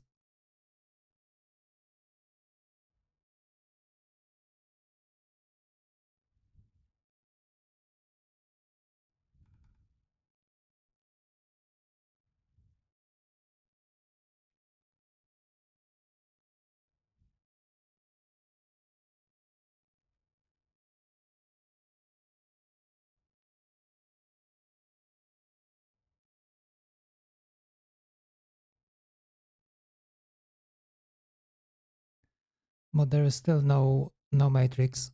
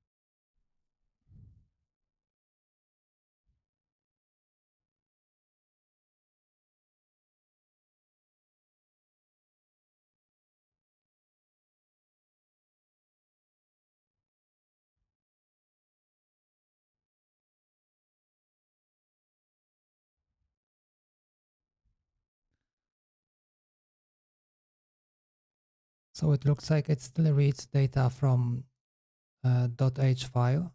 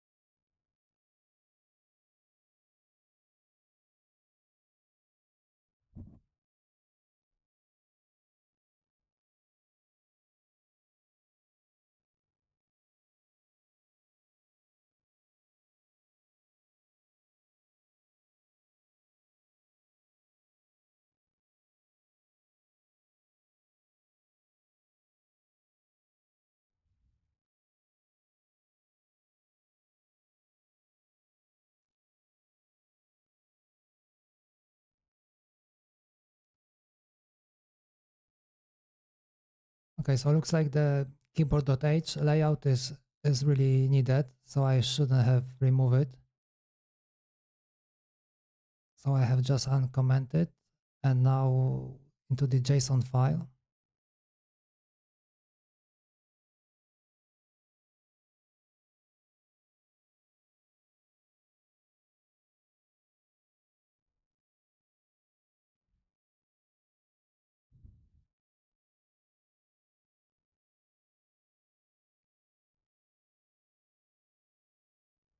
And now it seems I still need the names.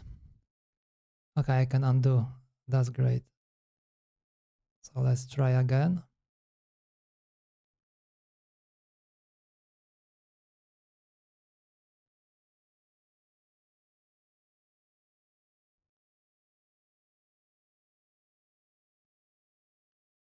So looks kind of similar.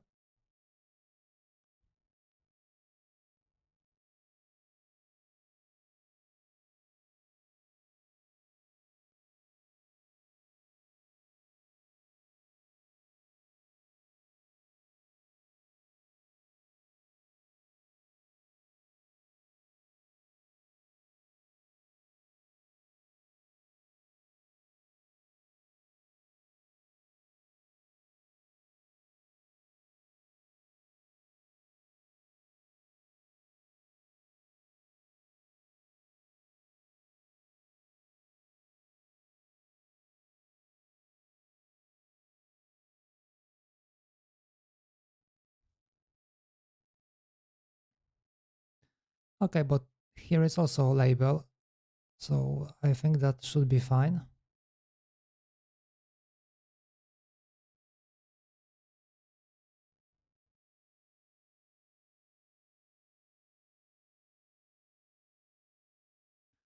Okay, I still have the previous layout pasted in.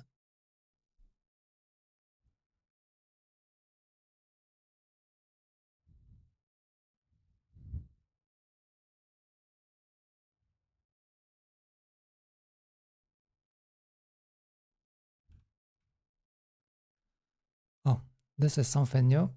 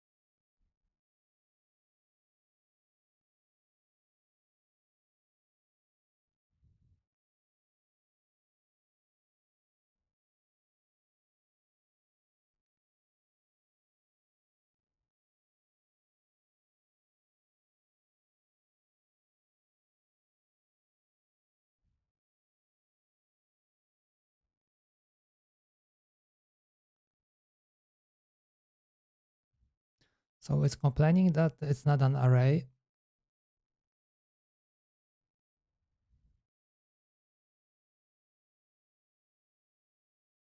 I guess it should be like this.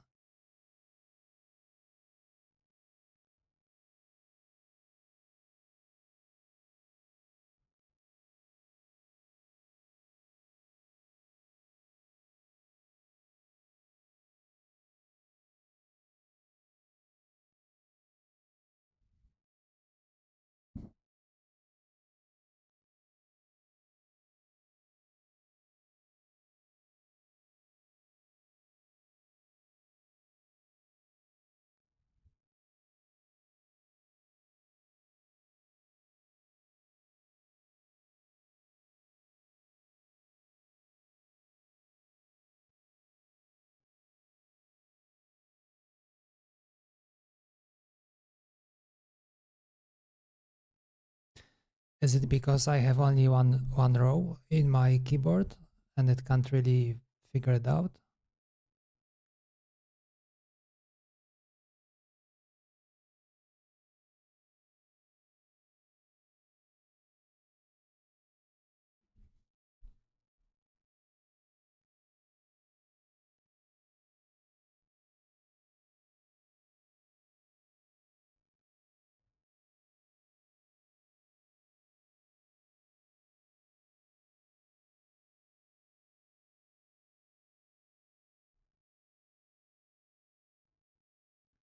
If I change that to an array,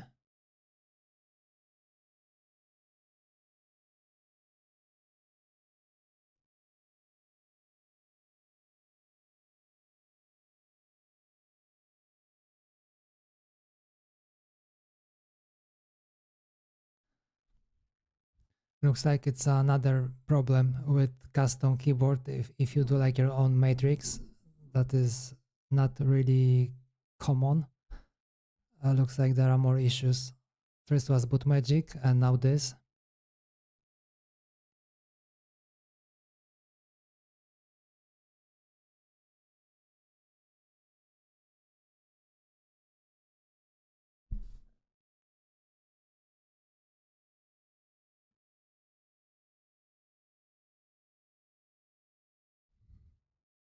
Yeah, looks like that's the issue. Because this looks like it has 1, 2, 3, 4. Okay, 4 rows. What's the name of this keyboard again? One up, RGB underglow. Let's take a look how it looks like.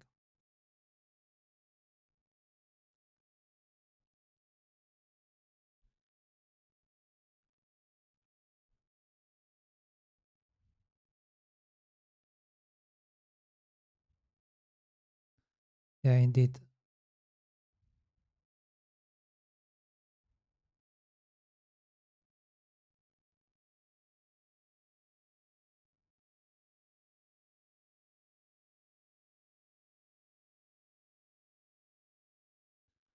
So it's something bigger.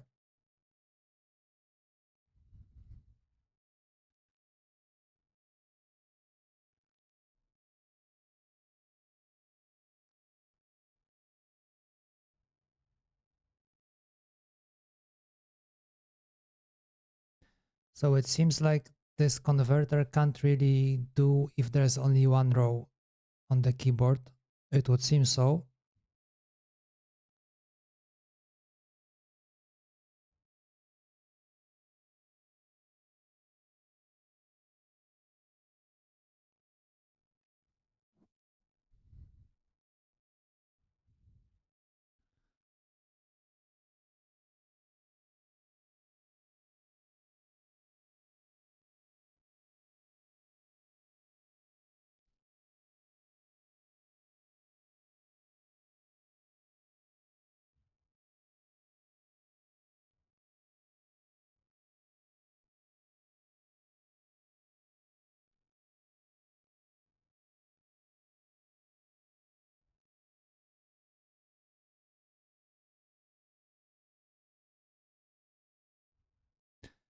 If we take a look and just copy paste something different from the keyboard layout editor, or maybe how about this?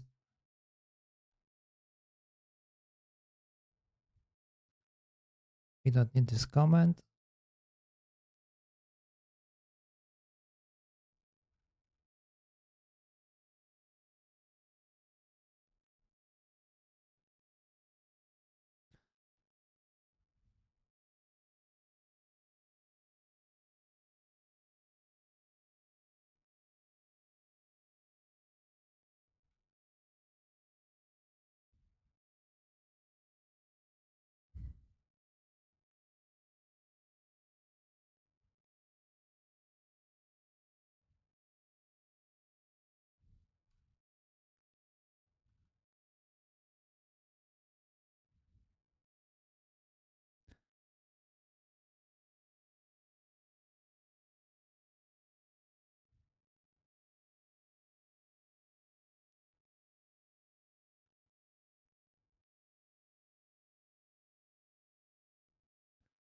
Yeah, let's go with this one. The other ones was having issues as well. If we convert this, well, it's still, no, it's still the same. It doesn't really output any array. It's just label, the name of the key and the position, and that's it.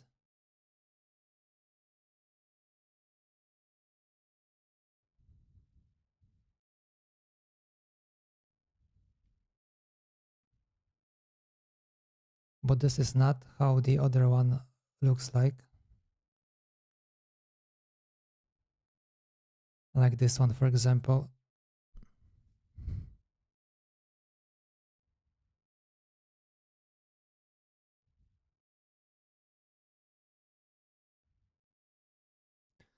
Okay, because maybe because I have no pin specified over here. If I change it to direct, if there is such feature, let's take a look at the schematic, or I mean how the data should be structured.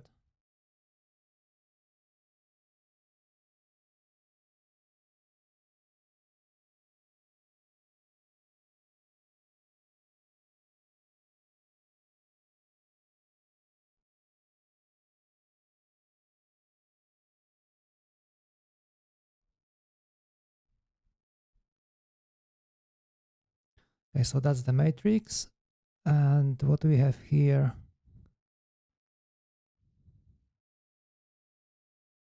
okay, so MCU pin array, we have to find that.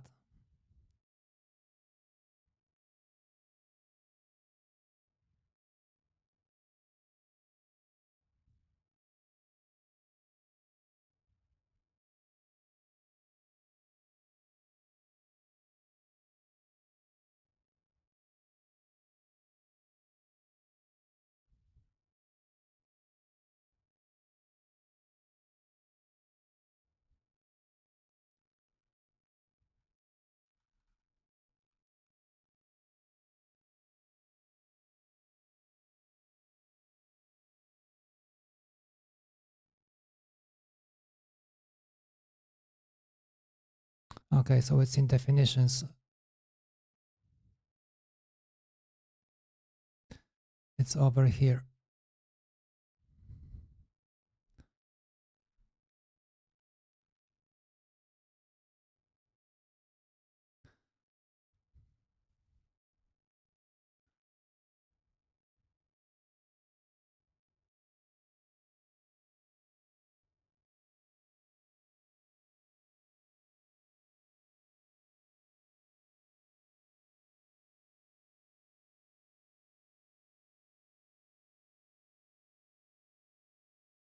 So we have either no pin,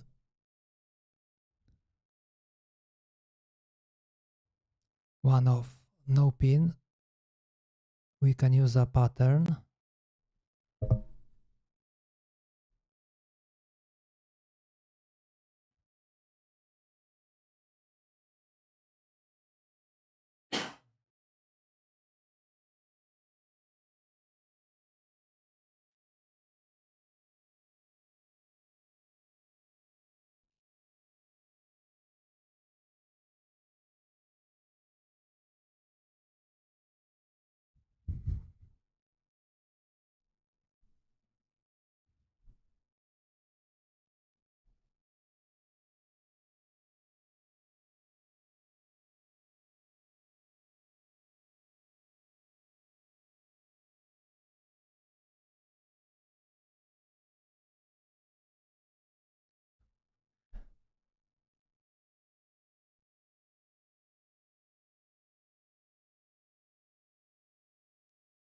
Okay, looking at the stream, we have reached 2 hours mark, and I think there are some issues with the audio, so I think I will cut it short today. We will continue on Friday, and in the meantime I'll try to figure out what is wrong with the streaming here, because I can see on Twitch there's a message that the stream is unstable, and on YouTube it's showing that there are some issues with the sound. So I would just need to check that. I can always upload to YouTube because I have a recording as well, so that's not an issue. Yeah, but taking into account those circumstances, maybe it would be better to just cut short today and have a better stream maybe on Friday if I manage to fix this. Thank you for joining today. Not much work has been done. The VM didn't really work well, so we still have to stick to the old one, which is not that bad actually. Once it works, it should work. We did a little bit of cleanup on Chordie, and currently we are stuck on the layout editor. So I guess we will pick up on Friday through this. And in the meantime, have a great one, have a good rest, and I see you all on Friday.